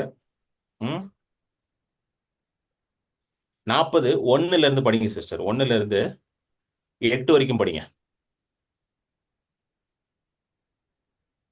இந்த நடவடிக்கைகளுக்கு அதாவது பின்பு இது ஏன் இந்த 40 இப்ப படிக்கிறோம்னு நான் சொல்லிடுறேன். எப்படி யோசேப்பு பார்வோன் இடத்துல கரெக்டான விளக்கம் கொடுத்தான் அப்படின்றதுக்கான ஒரு ப்ரீலூட் இது. நல்லா கவனிங்க. இந்த காரியம் நடக்கிறதுக்கு இது ரொம்ப முக்கியமா இருக்குது. வாங்க, அதனாலதான் இதை படிக்க சொல்றேன். இதை பார்த்து நம்ம முடிச்சிருவோம் இன்னைக்கு மீட்டிங் கம்பெனி எடுத்துட்டு நெக்ஸ்ட் வீக் கண்டினியூ பண்ணுவோம் திரும்ப. 40 1ல இருந்து படிங்க. இப்போ வந்து அவன் ஜெயில இருக்கான். நல்லா கவனிங்க, அவன் ஜெயில இருக்கான். சரிங்களா? இவன் வந்து பொய் குற்றச்சாட்டை போட்டுட்டா. பொய் குற்றச்சாட்டை போட்டு யாரு, போர்த்திபார் மனைவி பொய் குற்றச்சாட்டு போட்டு ஜெயில வந்து புருஷன்ட்ட சொல்லி ஜெயில தூக்கி போட்டா. இப்போ தலைவர் ஜெயில இருக்காரு யோசேப்பு. இப்போ என்ன நடக்குன்னு பார்ப்போம், படிங்க. இந்த நடவடிக்கைகளுக்கு பின்பு எகிப்து ராஜாவுக்கு பானபாத்திரக்காரனும் சுயம்பாகியும் எகிப்து ராஜாவாகிய தங்கள் ஆண்டவனுக்கு குற்றம் செய்தார்கள். பார்வோன் தன் பானபாத்திரக்காரனின் தலைவனும் சுயம்பாகிகளின் தலைவனும் ஆகிய இவ்விரண்டு பிரதானிகள் மேலும் கடும் கோபம் கொண்டு அவர்களை யோசேப்பு வைக்கப்பட்டிருந்த இடமும் தலையாரிகளின் அதிபதியின் வீடுமாகிய சிறைச்சாலையிலே காவல் பண்ணுவித்தான்.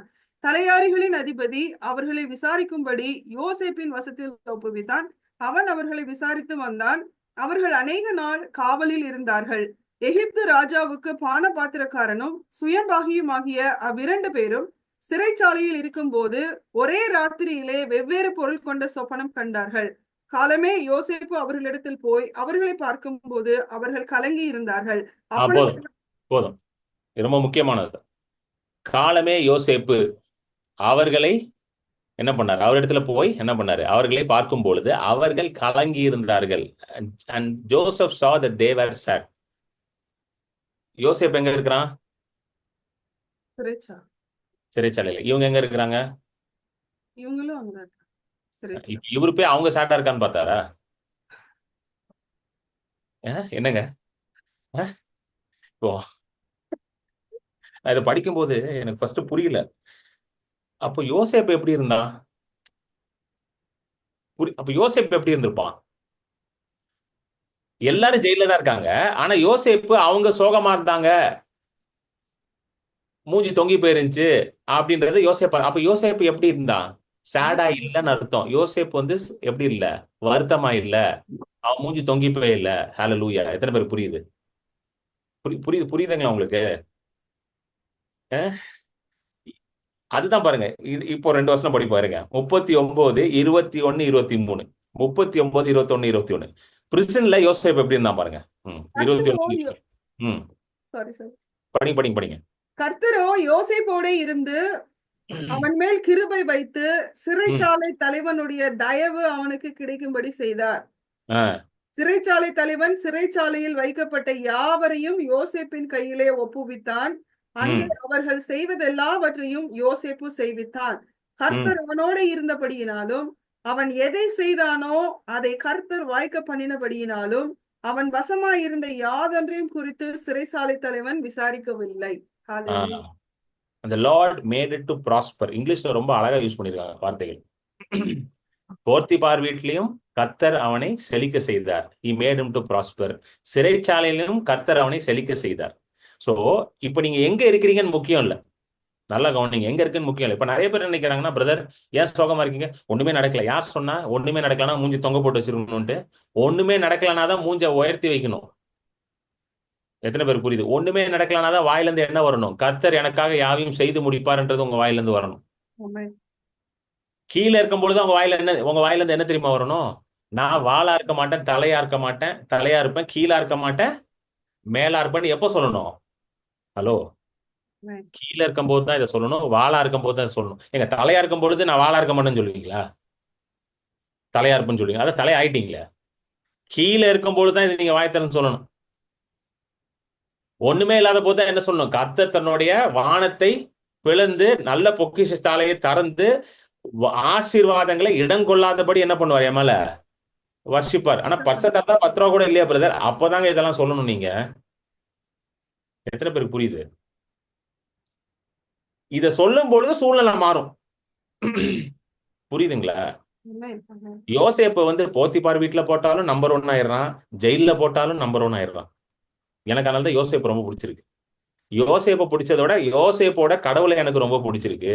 ஏன்னா யோசேப்போட கடவுள் தான் என் கடவுள். அதனால நான் எங்க இருந்தாலும் நம்பர் 1 தான் இருப்பேன். ஆமென். ஆமென். அடிமையா இருந்தாலும் நம்பர் 1 அடிமை. எத்தனை பேருக்கு புரியுது? என்ன போல ஒரு அடிமை இல்லை அப்படின்னு சொல்லணும். போத்திபார் நினைச்சிருப்பான், ச்சே என்ன ஒரு வேலைக்காரன் யார், நல்ல வேலைக்காரன் யார். என் பொண்டாட்டி தான் தேவையில்லாம அவன் மேல குற்றச்சாட்டை போட்டு இப்ப அவனை கவர்னர் ஆக்கி விட்டாங்க. இப்ப அவனுக்கு போய் நான் சலாம் போட்டுக்கிட்டு இருக்கேன்.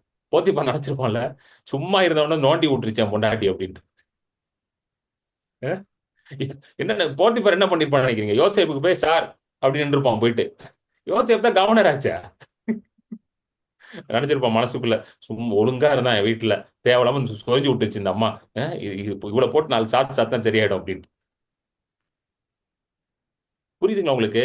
எங்க இருந்தாலும் யோசேப்பு நம்பர் 1 ஆறா? ஏன்? கர்த்தர் யோசேப்போட இருந்தார். அதான் நான் உங்களுக்கு சொல்றேன், நீங்க எங்க இருந்தாலும் நம்பர் 1 இருப்பீங்க. உங்களுடைய முன்னேற்றம் கர்த்தரிடத்துல இருந்தா வரும். கிழக்குல இருந்தோ மேற்குல இருந்தோ தெற்குல இருந்தோ வராது. எங்க வந்து வரும்? கர்த்தரிடத்துல இருந்து வரும். ஹalleluya. ஆமென். சோ இப்போ இந்த ஜெயில்ல 2 பேர் இருக்காங்க. யாரு? Baker, butler. தமிழ்ல ஏன் அப்படி டிரான்ஸ்லேட் பண்ணாங்கன்னு தெரியல. பான பாத்திரக்காரன், அப்புறம் என்னது வாயில வராதெல்லாம் டிரான்ஸ்லேட் பண்ணிருக்காங்க தமிழ்ல. யார் பண்ணன்னு தெரியல. அது என்ன பிரதர், என்ன சிஸ்டர்? அது பேக்கருக்கு சமையல்காரன் வச்சிருந்திருக்கலாம், கொஞ்சம் எனக்கெல்லாம் புரிஞ்சிருக்கும் ஈஸியா. என்ன போட்டு 2வது வசனம் 41, 42. பானபாத்திரக்காரனின் தலைவனும் சுயம்பாகிகளின் தலைவனும்.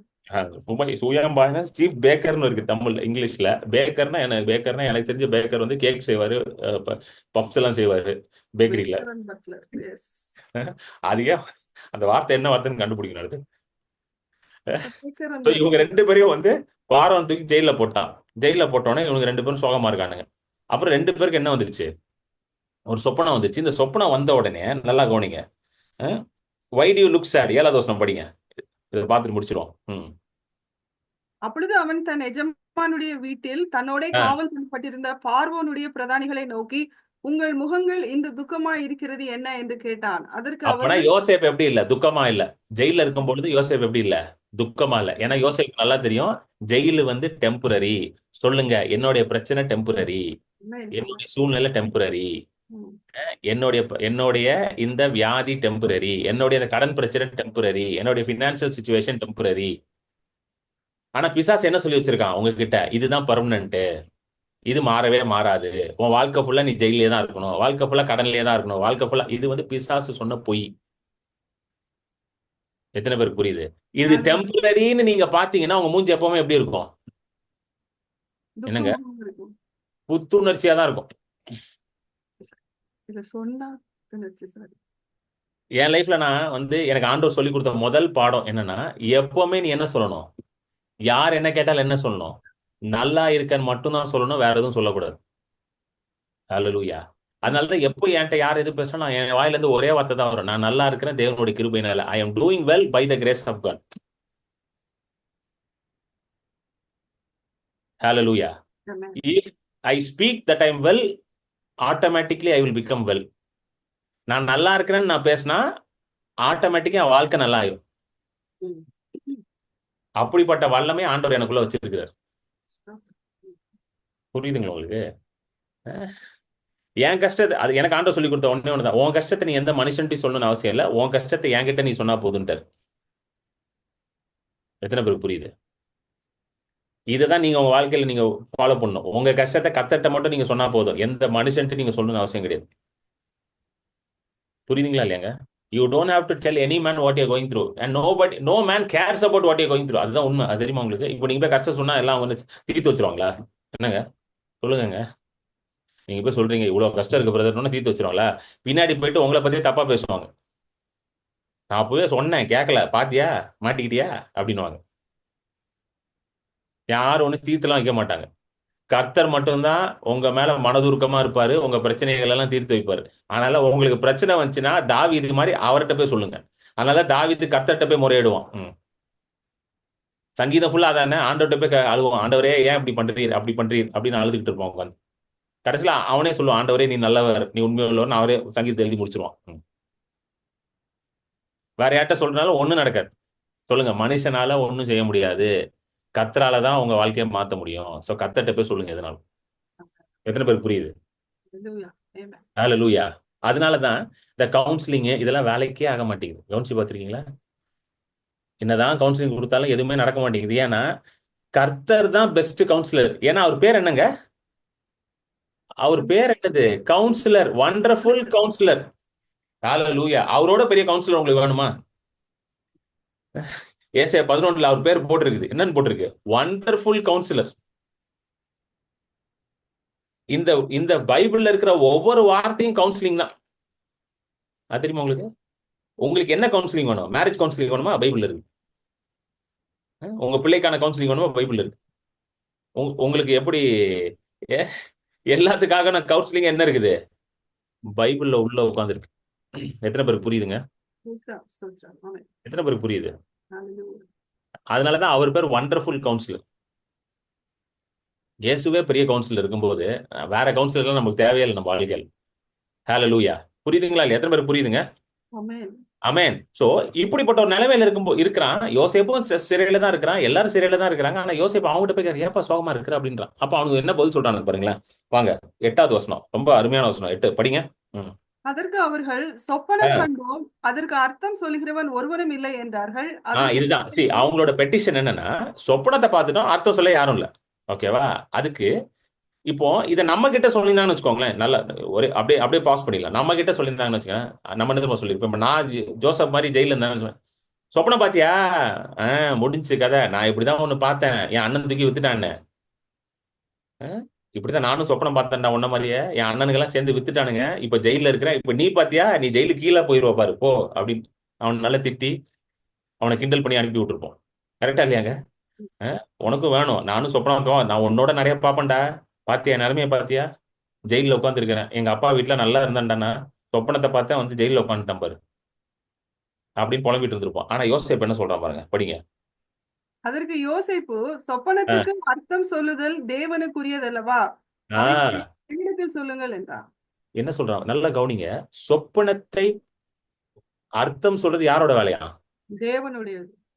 ஓகேவா? அப்படின்னு எடுத்துக்கோங்க. அப்ப என்ன சொல்லிருக்கணும் அடுத்தது? போய் ஆண்டவருடைய ஜோம் பண்ணு, போய் ஜோம் பண்ணு அப்படிதானே சொல்லணும். என்னங்க கரெக்டா இல்லையா? ம். இப்போ சிஸ்டர் விஜய் வந்து என்கிட்ட ஒண்ணு கேக்குறாங்க. நான் வந்து சிஸ்டர் நீங்க இது வந்து ஆண்டவர் தான் சொல்லணும், போய் ஜோம் பண்ணுங்க தான் நான் சொல்லணும். ஆனா யோசேப்பு என்ன சொல்றான்? தேவனுக்குரியது அதை என்கிட்ட சொல்றேன். ஹalleluya. புரியுதுங்களா? அவன் என்ன சொல்றான்னா, சொப்பனத்துக்கு அர்த்தம் தேவன் தான் சொல்லுவாரு. அந்த தேவனே என் கூட இருக்கிறாரு. புரியுதுங்களா உங்களுக்கு சொல்றது? பாருங்க, ஜெயில்ல உட்கார்ந்து என்ன பேச்சு பேசிட்டு இருக்கான் பாருங்க அவன். இப்படிதான் நீங்க பேசணும். எத்தனை பேருக்கு புரியுது? இப்படிதான் நீங்க பேசணும். அந்த தேவனே என் கூட தான் இருக்கிறார். சோ அது நீ யார்கிட்ட சொல்லு? என்னிடத்தில் சொல்லு அப்படின்னு. ஹalleluya. நல்லா கவனிங்க. ஆண்டவர் உங்க எல்லாருக்குமே ஒரு gift ஒண்ணு கொடுத்திருக்காரு. உங்க எல்லாருக்குமே ஒரு டேலண்ட் ஒண்ணு கொடுத்திருக்காரு. அத நீங்க உங்க வாழ்க்கையில இருக்கிற லோவஸ்ட் பாயிண்ட்ல அந்த கிஃப்டையும் டேலண்ட்டையும் நீங்க யூஸ் பண்ண கத்துக்கணும். புரியுதுங்களா இல்லையாங்க உங்களுக்கு? எத்தனை பேருக்கு புரியுது நான் சொல்றது? எத்தனை ஆமென். பேருக்கு புரியுது? ம். ஒவ்வொருத்தருக்கும் ஒரு தாளந்து கொடுத்திருக்காரு. புதிய ஏற்பாட்டுல இப்ப இயேசு வந்து சொல்றாரு, ஒரு மனுஷனுக்கு ஒரு தாளந்து, ஒரு மனுஷனுக்கு 2, ஒரு மனுஷனுக்கு 5 தாளந்து கொடுத்தான். அப்பனா everybody has a gift, everybody has a talent, everybody has a unique skill. உங்களுக்குன்னு ஒண்ணு வச்சிருக்குது. நிறைய பேர் அதை யூஸே பண்ண மாட்டாங்க. என்ன தெரியுமா சொல்றாங்க? எல்லாம் சரியாகட்டும் அப்பதான் யூஸ் பண்ண கிடையாது. உங்க வாழ்க்கையில நீங்க ரொம்ப கீழே இருக்கலாங்க. ஆனா அந்த டேலண்ட்டை நீங்க யூஸ் பண்ணு. ஏன் தெரியுமா? ஏன் தெரியுமா? ஏன்னா அந்த gift தான் நிறைய நேரம் உங்களுடைய நெக்ஸ்ட் லெவலுக்கு போறதுக்கான ஒரு படியா ஆண்டவர் வச்சிருக்கிறார். எத்தனை பேருக்கு புரியுதுங்க? சூப்பர். ஆமென். பாருங்க ஒரு வசனத்தை படிப்போம். நீதிமொழிகள் 18:16 போடுங்க. நீதிமொழிகள் 18:16.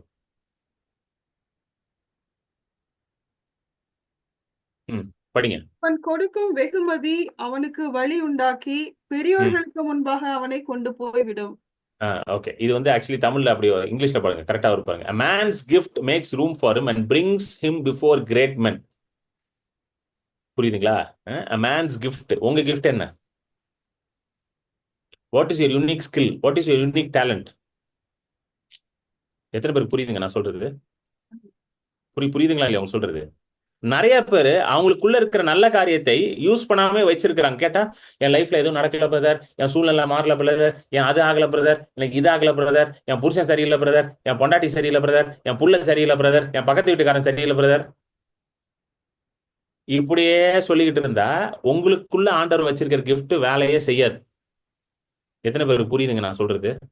யோசேப்பு அப்படியே சொல்லிட்டு இருந்தான், ஆண்டவரே ஜெயில கொண்டு வந்து விட்டுட்டீங்க, எல்லாம் சரியாகட்டும், அதுக்கப்புறம் நான் சொப்பனத்துக்குலாம் வியாக்கியானம் பண்றேன், சொப்பனத்தை பார்த்து தான் நானே ஜெயிலுக்கு வந்திருக்கேன், அதனால எந்த பயலுக்கு நான் இனிமேல் என்ன பண்ண போறது இல்ல, சொப்பனத்திற்கு வியாக்கியானம் செய்ய போறது இல்ல அப்படின்னு ஒரு முடிவு எடுத்திருந்தானா யோசேப்பு இன்னைக்கு ஜெயில விட்டு வெளியே வந்திருக்க மாட்டான். புரியுதுங்களா இல்லையா? நானே ஜெயில கஷ்டப்படுறேன், இல்ல நான் அவனுக்கு சொப்பனத்துக்கு போய் சொல்லணுமா? வேற வேலை இல்ல, முதல்ல என்ன ஜெயில வந்து வெளியே கொண்டு போங்க, அதுக்கப்புறம் நான் என் வேலையை பாக்குறேன் அப்படின்னு நான் யோசிப்பு சொன்னா என்னங்க? இப்ப நம்மளும் அப்படிதான் பண்ணிருக்கோம். முதல்ல ஏதாவது செய்யுங்க, அதுக்கப்புறம் நாங்க செய்யறோம். எதுவுமே செய்ய மாட்டீரா? நீர் இருக்கிறீரா இல்லையா? சும்மா நீர் நல்லவர் வல்லவர்ன்றாங்க. என்னங்க? அவன் பாருங்க எவ்வளவு அழகா பேசுறான் பாருங்களேன். யோசேப்பு சின்ன பையங்க, யங் மேன், என்ன அழகா பேசுறான் பாருங்க. சொப்பனத்தை வியாக்கியானம் செய்கிற விளக்கம் கொடுக்கிற கர்த்தர் அதை என்னிடத்துல சொல்லுங்க. என்ன கான்பிடன்ஸ் பாருங்க மனுஷனுக்கு கடவுள் மேல. இப்படி எல்லாம் இருக்கணும் கான்பிடன்ஸ். கடவுள் மேல கான்பிடன்ஸ்னா இந்த மாதிரி இருக்கணும். இதுக்கு பேர் தான் காட் கான்பிடன்ஸ். செல்ஃப் கான்பிடன்ஸ் இருக்கக்கூடாது. காட் கான்பிடன்ஸ் தான் தேவை உங்களுக்கு. உடனே அவனுக்கு சொல்றானுங்க, அதுக்கு அர்த்தம் சொல்றான். அதே போல நடக்குது. ஒருத்தனை அந்த பேக்கர் இருக்கான்ல, அவனை வந்து தூக்குல போட்டுறாங்க. அந்த சரி பேக்கரை ரிலீஸ் பண்றாங்க, இவனை தூக்குல போடுறாங்க. சொல்லிட்டு நல்லா கவனிங்க, அவன் யோசேப்பை மறந்துடுறான். வெளியே போய் யோசேப்பை மறந்துடுறான். கரெக்டா பார்வோனுக்கு ஒரு பிரச்சனை வரும்போது யோசேப்பை பத்தி ஞாபகம் வருது. சொல்றான், யோசேப்பு வெளியே வரான். பார்வோனுக்கு அர்த்தம் சொல்றான். எகிப்துக்கு என்ன ஆயிடுறான்? அதிபதி ஆயிரும். எத்தனை பேருக்கு புரியுதுங்க? ஆமென். புரியுதுங்களா இல்லையா? ம். See, I want to tell you, God wants to exalt you. நம்ம இதோட முடிச்சிருவோம். நம்ம next week கண்டினியூ பண்ண போறோம். God wants to exalt you. God wants to promote you. God's heart is to make you the head and not the tail. கர்த்தருடைய இருதயம் நீங்க எப்படி இருக்கணும்? தலையா இருக்கணும். கர்த்தருடைய இருதயம் நீங்க மேல இருக்கணும். கர்த்தருடைய இருதயம் நீங்க உயர்ந்து இருக்கணும். இதுதான் கர்த்தருடைய இருதயம்ங்க. வேற எதுவுமே கர்த்தர் உங்களை கொடுத்து வைக்கல. ஆனால் இன்றைக்கு நீங்க இருக்கிற நிலைமை வந்து கீழே இருக்கிற மாதிரி இருக்கும். யோசேப்பை போல ஜெயில இருக்கிற மாதிரி இருக்கும். ஆனா அந்த இடத்துல நீங்க எப்படி தெரியுமா இருக்கணும்? ஒரு ராஜாவை போல யோசிக்க ஆரம்பிக்கணும். ஒரு ராஜாவின் மனநிலையில நீங்க வாழ ஆரம்பிக்கணும். ஆமென் ஆமென் உங்க பேச்சு, உங்க செயல், உங்க சிந்தை எல்லாம் ஒரு ராஜாவை போல மாற வேண்டும்.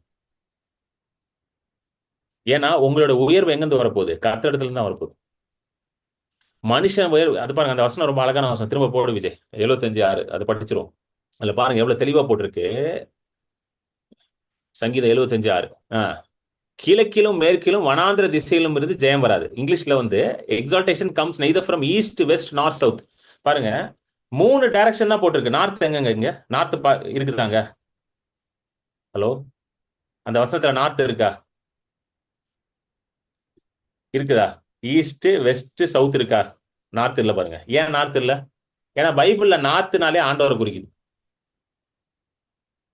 It's biblical language. பைபிள்ல எங்கெல்லாம் நார்த் இருக்கோ அதெல்லாம் யாரை குறிக்குது? அப்படின்னா என்ன அர்த்தம்? உங்களுடைய உயர்வு எங்கிருந்து வரப்போகுதுன்னு அர்த்தங்க? கர்த்தரிடத்துல இருந்தா. அடுத்த இடத்துல இருந்து தான் வரப்போகுது. எத்தனை பேருக்கு புரியுது? கிழக்குல இருந்து வரல, மேற்குல இருந்து வரல, வனாந்தர திசையில வந்து வரல, வடக்குல இருந்து வரல, எங்க இருந்து வந்து? தெற்குல இருந்து வரல, வடக்கு, அதாவது நார்த். அது எங்க? ஆண்டவர்கிட்ட இருந்து உங்க உயர்வு வரும். Your promotion will come only from God, not from any man. கண்டிப்பா மனிதர்கள் வழியாக தான் அது நடக்க போகுது. ஹalleluya. யோசேப்போட உயர்வு கர்த்தரிடத்துல வந்துச்சு. அது யார் மூலமாக வந்துச்சு? யார் மூலமாகனா, யார் சேனலா இருந்தா அதுக்கு? பார்வோன் ஒரு சேனலா இருந்தான். ஆனா பார்வோனா யோசேப்பை உயர்த்தினா? கிடையாது. பார்வோனுக்கு யோசேப்பு ஆசீர்வாதமா இருந்தான், அதனால யோசேப்பு உயர்த்தப்பட்டான். சோ நீங்க அநேகருக்கு ஆசீர்வாதமா இருப்பீங்க, அதனால நீங்க என்ன பண்ணுவீங்க? உயர்த்தப்படுவீங்க. எத்தனை பேர் புரியுதுங்க? ஆமென் நீங்க எந்த நிலைமையில இருந்தாலும் சரி, you will be a blessing to many people. ஹalleluya ஆமென் உங்க நிலைமைக்கும் பிளெஸிங்க்கும் சம்மந்தமே இல்ல. Blessing is for greater than your situation. கர்த்தருடைய ஆசீர்வாதம் உங்க சூழ்நிலைக்கு மேல இருக்குது, அப்பாற்பட்டதா இருக்குது. உங்க சூழ்நிலையை வச்சு உங்களுடைய பிளெஸிங், உங்களுடைய ஒர்த்துனானது, அதாவது உங்களுடைய மதிப்பெல்லாம் நீங்க கணக்கு பண்ணக்கூடாது. உங்க உங்க ஒர்த் யார் தெரியுமா? இயேசு கிறிஸ்து. உங்க மதிப்பு வந்து இயேசு கிறிஸ்து. ஆமென் உங்க மேல இருக்கிறது என்ன தெரியுமா? ஆசீர்வாதம். ஆமென் உங்களுக்குள்ள யார் இருக்கா தெரியுமா? பரிசுத்த ஆவியானவர். ஸ்தோத்திரம் thank you சூழ்நிலை இதெல்லாம் வெளியே, சூழ்நிலை வெளியே. இதை வச்சு உங்க ஒர்த்தே கிடையாது. உங்களுக்குள்ள பரிசுத்த ஆவியானவர், உயிர்த்தெழுதலின் வல்லமை இருக்குது. உங்க மேல கர்த்தருடைய ஆசீர்வாதம் இருக்குது. உங்களுடைய வேல்யூ வந்து இயேசு கிறிஸ்து, அவருடைய வெளியேறப்பட்ட ரத்தம், அதுதான் உங்க வேல்யூ. இதை நீங்க அறிந்தவர்களா இருக்கும் பொழுது ஆட்டோமேட்டிக்கா நீங்க மற்றவர்களுக்கு ஆசீர்வாதமா இருப்பீங்க. யோசேப்பை போல நீங்களும் உயர்வீங்க. Exaltation will come from the Lord. எத்தனை பேருக்கு புரியுது? Amen praise God. ஹalleluya, ஹalleluya. ஆண்டவர் நன்றி செலுத்துவோமா? ஹalleluya. வேதத்துல பல்லாயிரம் வாக்குத்தத்தங்கள் இருக்கு. More than 6000 promises are in this Bible. ஆயிரக்கணக்கான ஒரு வேத வல்லுநர் சொல்றாரு, 6000க்கு மேலாக 6000, மோர் தென் 6000. நான் எண்ணி பார்த்தது இல்ல, பட் மோர் தென் 6000 இருக்குன்றாங்க. அது எல்லாமே யாருக்காக கொடுக்கப்பட்டிருக்கு? உங்களுக்காக கொடுக்கப்பட்டிருக்கு. அதுல இருந்து ஒரே ஒரு வாக்குத்தத்தத்தை நான் பேசியிருக்கேன். உங்களுக்கு என்ன வேணுமோ நீங்க எடுத்து நீங்க பயன்படுத்திக்கலாம். God has given you the freedom to take any promise and claim it for yourself. ஆண்டவர் உங்களுக்கு அப்படிப்பட்ட ஒரு சுதந்திரத்தை கொடுத்திருக்கிறார். எந்த வாக்குத்தத்தத்தினாலும் நீங்க எடுத்து நீங்க பயன்படுத்திக் கொள்ளலாம். எத்தனை பேருக்கு புரியுது? ஹalleluya, ஹalleluya. எல்லாம் ஜெபம் பண்ணுவோம். ஹalleluya. எல்லாம் ஆண்டவரை நோக்கி பார்ப்போம். கரங்களை உயர்த்தி ஹalleluya. ஆண்டவரே நன்றி செலுத்திக்கிறோம். ஹalleluya, ஹalleluya. ரீபா ஹலபா ஷரபா லிகதரபா. ஹalleluya, ஹalleluya. எல்லாம் ஆண்டவரை நோக்கி பாருங்க. ஹalleluya. ரீபா ஹலபா ஷிகபா. ஆண்டவரே நன்றி, நன்றி, நன்றி, நன்றி, நன்றி. ஆண்டவரே உயர்வின் ஆண்டாக இந்த ஆண்டு இருக்கும் நாங்க விசுவாசிக்கிறோம் அப்பா. ஹalleluya. This year will be a year of exaltation. ஹalleluya. ரீபா ஹலபா ஷகபா தரபா. உயர்வோ கர்த்தரிடத்திலிருந்து வரும். ஹalleluya. எங்களுடைய உயர்வோ கர்த்தரிடத்திலிருந்து வரும். ஹalleluya. எந்த மனுஷனை நாங்க நோக்கி பார்க்க மாட்டோம் ஆண்டவரே, உம்மை மட்டுமே நாங்க நோக்கி பார்ப்போம். ஹalleluya. We look at only you, Lord Jesus. நாங்க உம்மை மட்டுமே நோக்கி பார்ப்போம். ஹalleluya. ஏன்னா எங்களை உயர்த்துகிறவர் நீர். ஹalleluya. தாயின் கருவில் இருக்கும் பொழுதே எங்களை நீங்க தேர்ந்தெடுத்து உலக தோட்டத்துக்கு முன்பதாகவே கிறிஸ்துக்குள்ள எங்களை தெரிந்து கொண்ட தேவன் நீர். ஹalleluya. Thank you Lord. ஆண்டவரே அப்பா, எல்லா காரியமும் ஆண்டவரே உம்மால நடக்கும், உம்மால வாய்க்கும். ஹalleluya. ரீபா ஹலபா ஷகபா திகரபா லதரபா ஷரபா லிதி Harappa Lodhi Harappa ரேகேபே லிதி Harappa. Thank you Lord. நன்றி, நன்றி, நன்றி, நன்றி. ஆண்டவரே நீர் எல்லாவற்றையும் அழகாக மாற்றுகிற தேவன். ஆண்டவரே வந்திருக்க ஒவ்வொருத்தருக்காகவும் நன்றி. உங்க வாழ்க்கையில ஆண்டவரே நீங்க செய்ய போற காரியங்களுக்காக நன்றி செலுத்துகிறேன். we thank you for all the good things that you're going to bestow upon their lives. hallelujah. வனாந்திரமா இருக்கிற வாழ்க்கையை நீங்க வந்து hallelujah ஒரு பசுமையான hallelujah புல்வெளியை போல் நீங்க மாத்த போறதுக்காக நன்றி. வெட்டாந்தரையில hallelujah thank you Lord ஆறுகளை நீங்க கொண்டு வர போறதுக்காக நன்றி செலுத்துகிறேன். hallelujah thank you Lord நன்றி நன்றி நன்றி நன்றி ஆண்டவரே, உங்க நன்றி செலுத்துகிறேன். கர்த்தாவே நீ நல்லவர், நீர் வல்லவர், நீர் போதுமானவர். hallelujah thank you Father. இந்த புதிய வருஷத்துக்காக உங்களுக்கு நன்றி, ஆசீர்வாதத்துக்காக நன்றி, இயேசுவின் நாமத்திலே ஆமென் ஆமென் ஆமென் ஆமென். கர்த்தருக்காக உங்க காணிக்கைகளை நீங்க கொடுக்க விரும்பினால், if you'd like to give an offering to the Lord, இந்த டீடைல்ஸ் யூஸ் பண்ணி உங்க காணிக்கைகளை நீங்க கொடுக்கலாம். ஸ்கேன் பண்ணி கொடுக்கணும்னா நீங்க இந்த ஸ்கேன் கோடை வச்சு ஸ்கேன் பண்ணி கொடுக்கலாம்.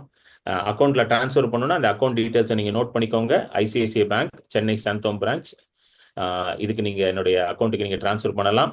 கர்த்தர் உங்கள் தேவைகள் எல்லாரும் அவருடைய மகிமையின் ஐஸ்வர்யத்தின்படி சந்திப்பார். ஆமென். ஸோ இந்த வருடம் உங்களுக்கு ஒரு ஆசீர்வாதமான வருடமாக இருக்கும் என்று நான் வாழ்த்துகிறேன், உங்களை விசுவாசிக்கிறேன். எல்லா தேவைகளும் கர்த்தர் சந்திப்பார் என்பதை விசுவாசிக்கிறேன். ஒரு குறைவும் இல்லாமல் உங்களை சந்திப்பார். நிச்சயமாக அதை நீங்க நம்புங்க. நீங்க நம்பும் பொழுது அது நிச்சயமா நடக்கும். கர்த்தரை நம்புங்க. ஏன்னா நீங்க யாரை நம்பல, மனுஷனை நம்பல, உங்க பேங்க் பேலன்ஸை நம்பல, நீங்க கர்த்தரை நம்புறீங்க. நிச்சயமா அது நடக்கும். ஸோ ஊழியத்துல கொடுக்கணும்னு விரும்புறவங்க நீங்க அதை யூஸ் பண்ணி கொடுக்கலாம். Amen. God bless you. God bless you.